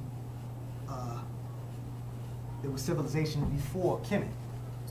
Okay? And we refer to this civilization as ancient Tamaray. They always speak of it in a mysterious way. They want to talk about the pyramids and speak about the mysteries of the pyramids. Okay, when we talk about the different religions, okay, such as Christianity, because I heard him cross-reference different religions such as Christianity and Islam. Okay, when we deal with Christianity, excuse me if I spell the word wrong. Okay, this is dealing with, it's coming out of the mystery schools of ancient Tamaray or ancient Kemet or ancient Egypt. Okay, and the school of Christianity is dealing with the solid state.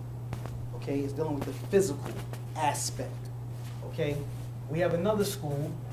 It's called the school of Judaism. Okay, and this is another. Okay. Oh yeah. Okay. Judaism is dealing with the liquid state. Okay.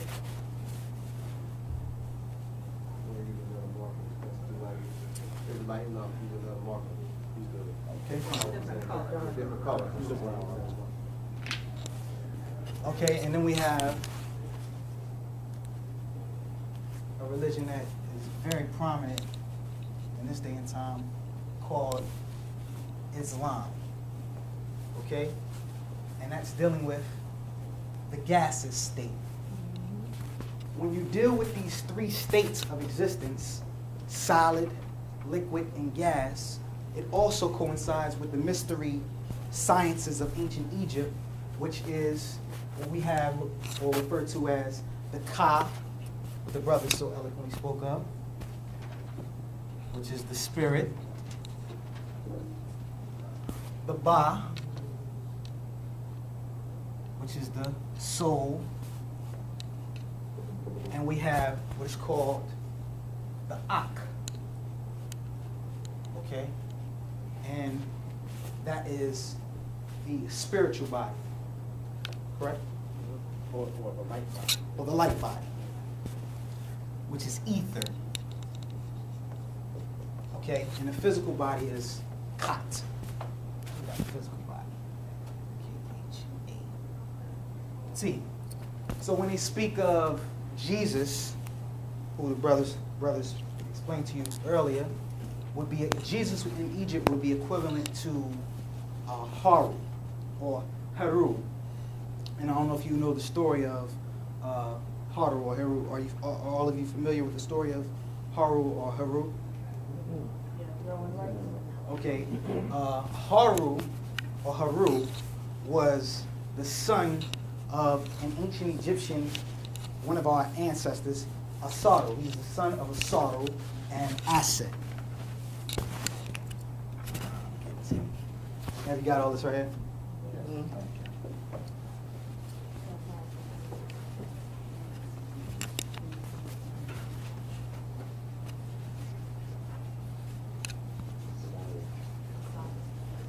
Okay, yeah. He's also referred to as Osiris.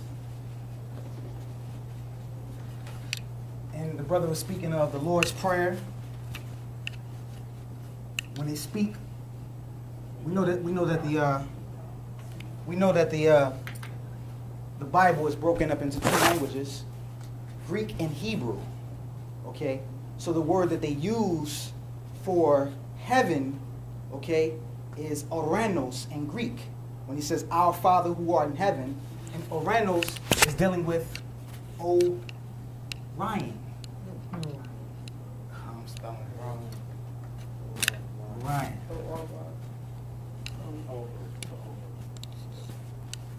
Okay, or the Cyrus star constellation. Okay, Cyrus star constellation. You follow?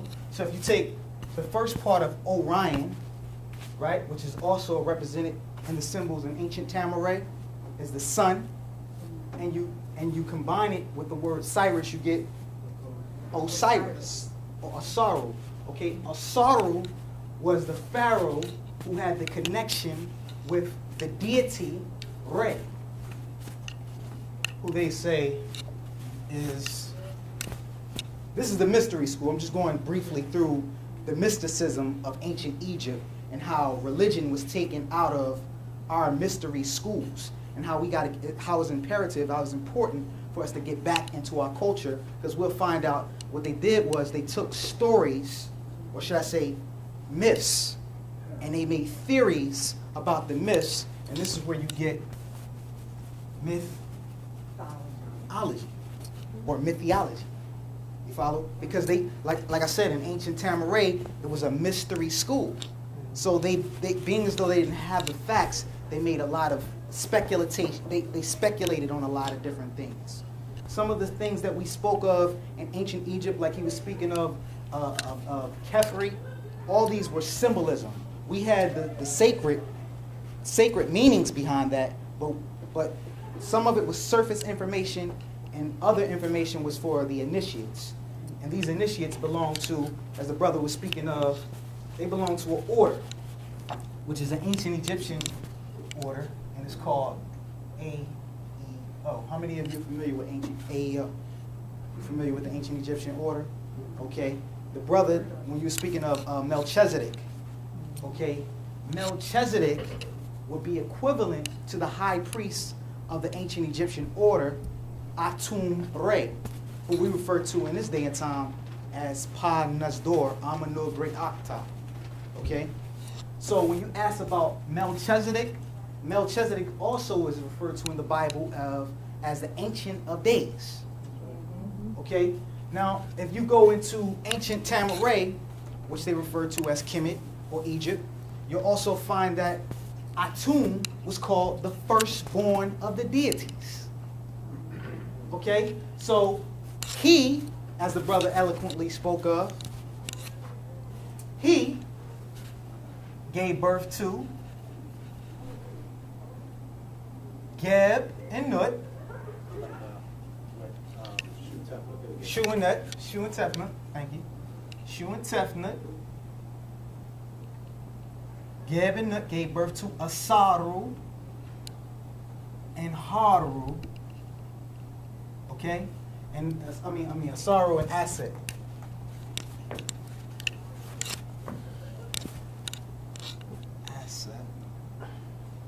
Who they refer to as Isis, and Asaru and Aset gave birth to Horus. Okay, Atum was the deity who represented Re, okay, and Asaru had the connection with Atum and Re. He was the pharaoh in that day and time, and they gave birth to the son Haru, who was the sun.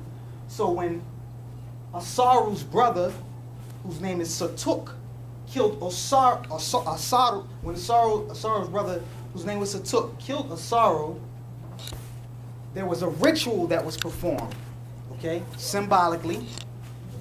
Remember, we're dealing with Re, which is the sun, okay? Remember, Asaru was the pharaoh who had the connection with Atum Re. When Asaru was killed by his brother, Set, where we get the word sunset, Satuk, okay? This was the death of the sun.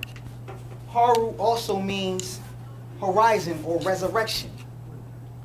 So when they show you the sun in Christianity, when they say the sun walked the waters, what they're actually, when they talk about Jesus walking the water, what they're talking about when the sun appears to rise, gives the appearance of rising, and it looks like it's traveling across the water.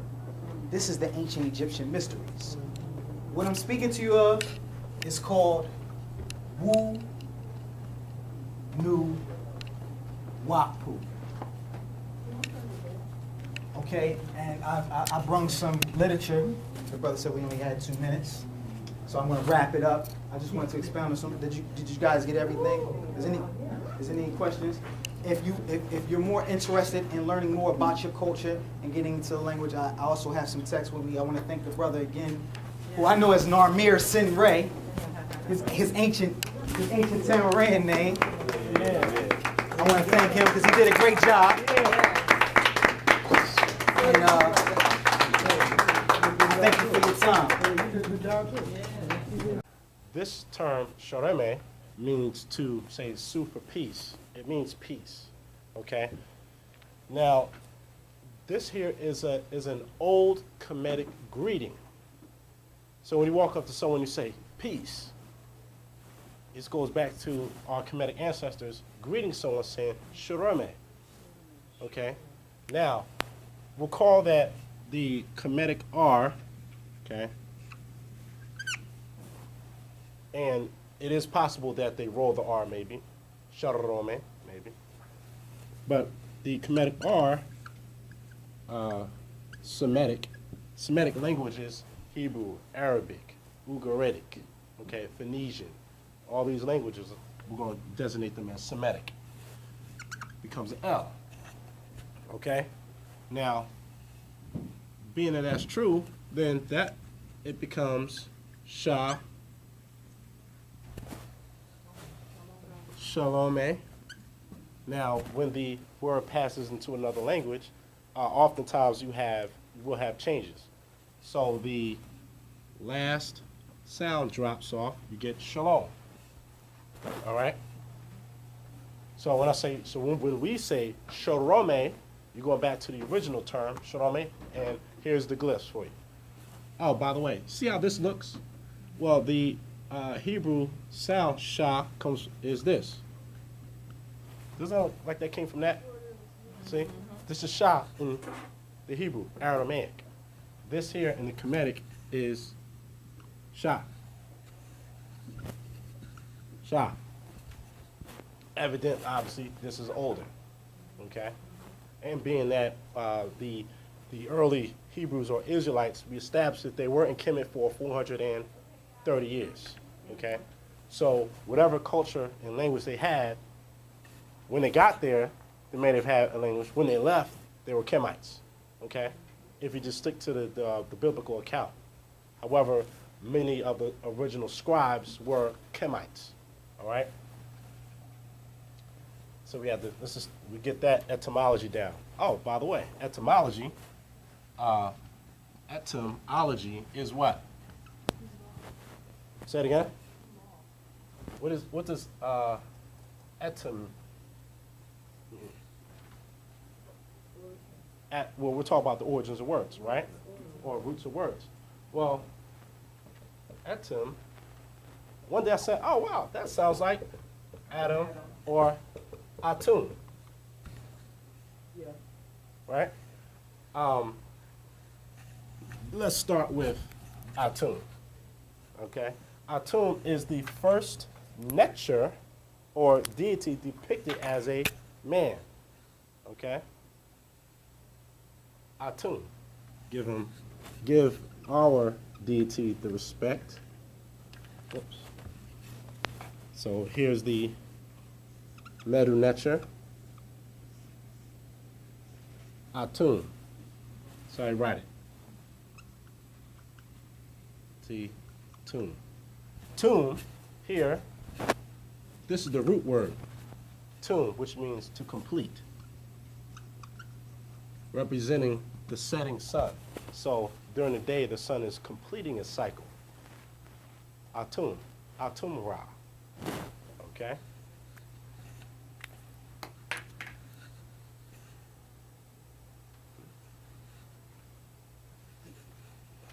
All right, now, that's just to give some etymology as we go through our introduction.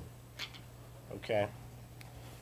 One of my favorite quotes from from Kemetic literature is from Ptahhotep, who was a Grand Royal Vizier under King Isesi in the 5th dynasty.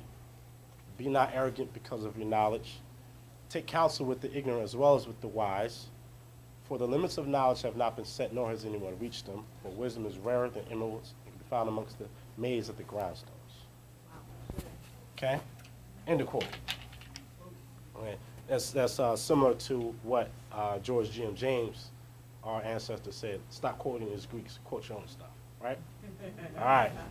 So there we go. So, all right. Now, as we go through this journey, think about the pictures that you've seen. You've seen boats. You've seen the so-called gods sitting on boats, traveling in the boat and the bark of millions of years. Ra is the sun. Ra is that light, that deity that our brother spoke about earlier. When you speak about Ra, here's how you write it. Here's the R. This is an A, wrong A. Ray or Ra. Oh, that's where sun rays come from. Ray comes from that, Ra, sun. Okay. Not only is this the physical sun, it is also the light of knowledge. All right. In the beginning was the Word, and the Word was with God. The same was the beginning with God. All things were made by Him, and without Him there was not anything made that was made. In Him was the light, and the light was the life in man. In Him was the light, and the light was the life in man. Your solar plex, okay? This is the light that travels through the subconscious realm. So Ra sits on the boat traveling through the day, okay? And you may have Set, you may have other Necharu or divine representations of principles and powers that are protecting the boat of Ra with the long staff-footed blade at the end of it, all right, attacking Apep, okay? Apep is the demon serpent, or that great dragon that's spoken of in the book of Revelations, which is taken from Khemet, great snake that tries to stop the journey, all right?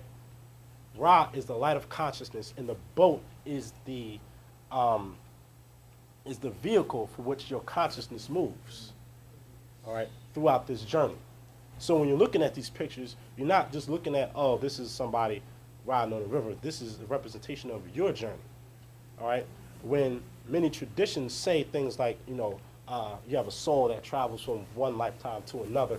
That soul, when you pass, travels in a boat or a vehicle. Your soul is going through a vehicle, either to reincarnate, to complete your journey, all right, or to be liberated after you've gone through the judgment scene, all right, because they tell you in Christian concepts that you will be judged when you pass, okay? This is taken from the hall of Ma'ati, the hall of the two truths, where you are judged. You must go forth, all right, and proclaim to the 42 assessors or judges, and you have to tell each and every one of them that I have not done such and such. I have not transgressed the law. I have not defrauded foods. I have not defiled my body. I have not defiled the wife of another man. I have not defiled the husband of another woman. Okay, I have not defiled myself. Okay, I have not stolen, etc. You must be able to say these things truthfully. Weigh your heart on the scales. It must be balanced. Okay, according to the law. Oh, everybody seen this symbol, right? Right, the scales, scale of Ma'at. Okay, scales of Ma'at. Feather, Ma'at. Truth, justice, righteousness. Law. The root word of ma'at is ma'ah, which means to see. Can you see, perceive the law? You have to look at the stars. You have to look at the cycles, okay? Nature. You have to see these things to perceive to what you will create as law, okay? These scales, your heart must be weighed upon this and be balanced with the scale, okay? And here, in this space, you will have Anpu. They call it Anubis. We're going to say the real name. It's Anpu. All right? And he's measuring. He's looking, making sure, okay, all the arithmetic is correct. Okay? Then you have Jehuti, who stands and he records the results, okay, on the scroll. They make these type of analogies in the Old Testament about your deeds were being recorded in the book of life. Oh, yep. New Testament. You know, if you remove one till or any of the writings from these sayings, your name will be removed from the book of life. If you are not balanced here and you are deceitful, your name by Jehuti will be taken out, okay? However, in Kemetic iconography and the pictures, you never see anyone's heart being devoured, meaning that they expect you to be righteous.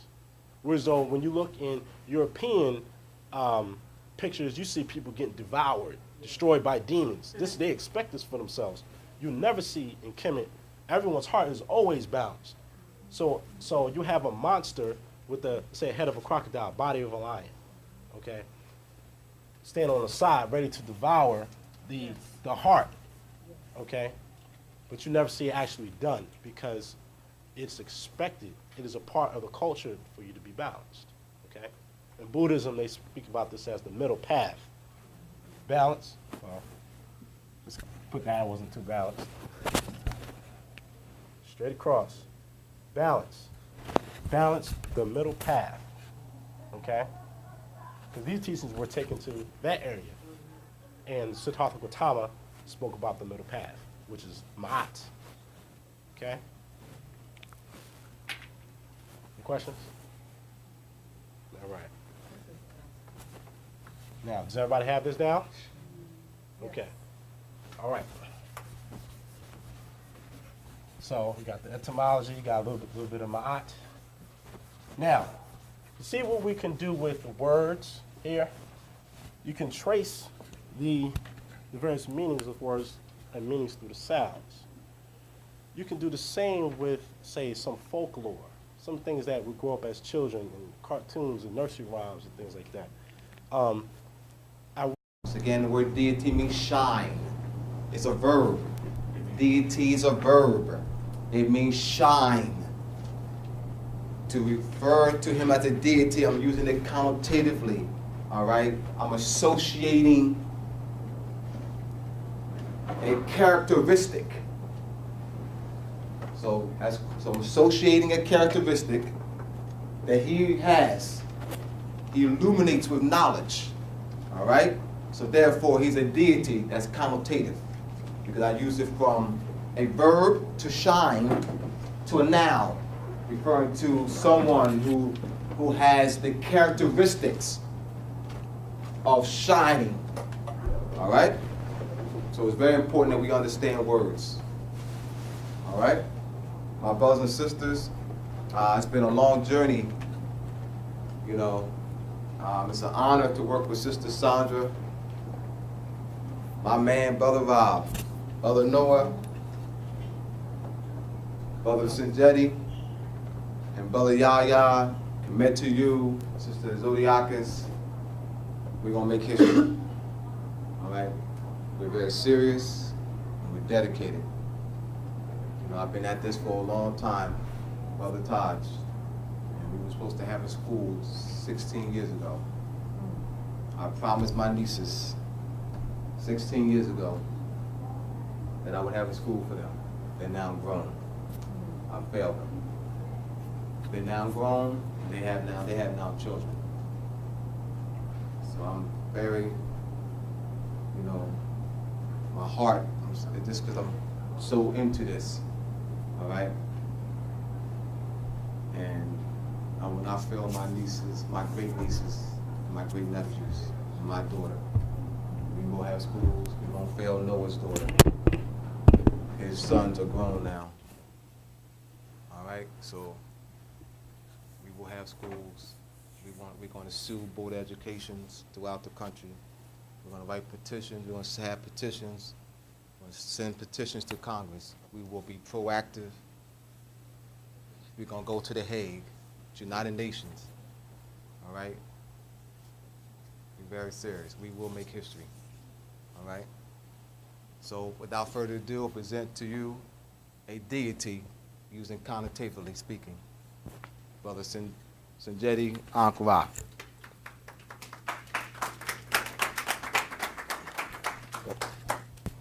All right. Hotep. Sharome. You remember that one? Okay, Sharome. All right, so we'll start off with the etymology again. All right. Sharome comes from this term here.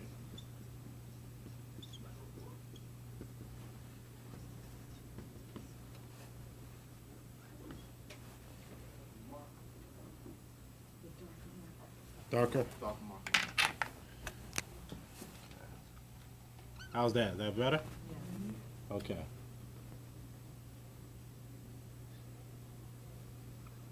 Okay, so it's the R, this is an M here. Sharome. This is a determinative.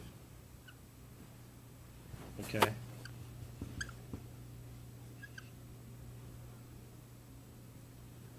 Sharome. Okay. Really wish I had a little jack in the box. Jack in the box, right? Now, I have a little box here. Guy's head pops out. This is bad drawing. Guy pops out. Jack in the box. Well, this goes back to our ancestors once again, because you have where you have Ra, who is inside of the Shiseni, okay, and he is born, and you see his head come out, okay. He's born, coming from the darkness into the light, okay. You also have, I'm gonna show you this. This is from the Pertham Haru. Here's some authentication. Everyone see this here? Coming out of the lotus. Here. All right, this is the direct copy from the ancestors here. See that, say, out the lotus? Jack in the box. Here. Got it? This is the Pertham Haru. We'll get into that in this session as well. Got it? Okay. Y'all can pass. You can pass that around. Okay. That's the a- lotus flower. That's the lotus flower or shisheni. Shisheni. Okay. Okay. So, supposed to be flowers. Part of my artwork. You have a head of a man here.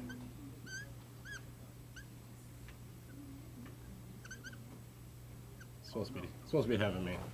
Now, you may say, well, that's an easy analogy. Anybody could do that. Well, how about this? Now, there's no J's, there's not say a J sound for a lot of words. For example, Joseph, J, comes from Yosef. Okay? Joshua comes from Yahshua. Okay? Jehovah comes from Yahweh or Yahweh. Right? Now, you have this.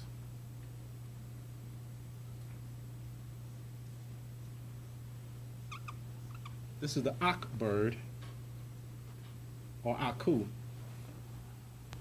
Okay, going right like this. This is the sun with the rays coming down. Okay. This is the Ankh, which means light. Light itself. All right. Now, Ankh or Yak.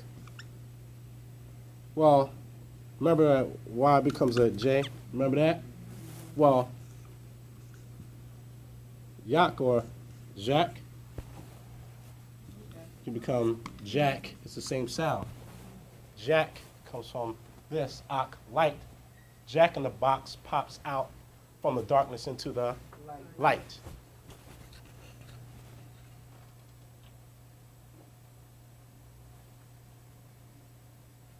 Jack and the Beanstalk. Saying, here, let's say you have let's say here's the water. The lotus plant, you have the leaves here. It'll have a flower, petals coming up like this. You go on the internet, look in a book, look at it. Its roots are under the water. Here's the riverbed, Jack and the Beanstalk. Okay.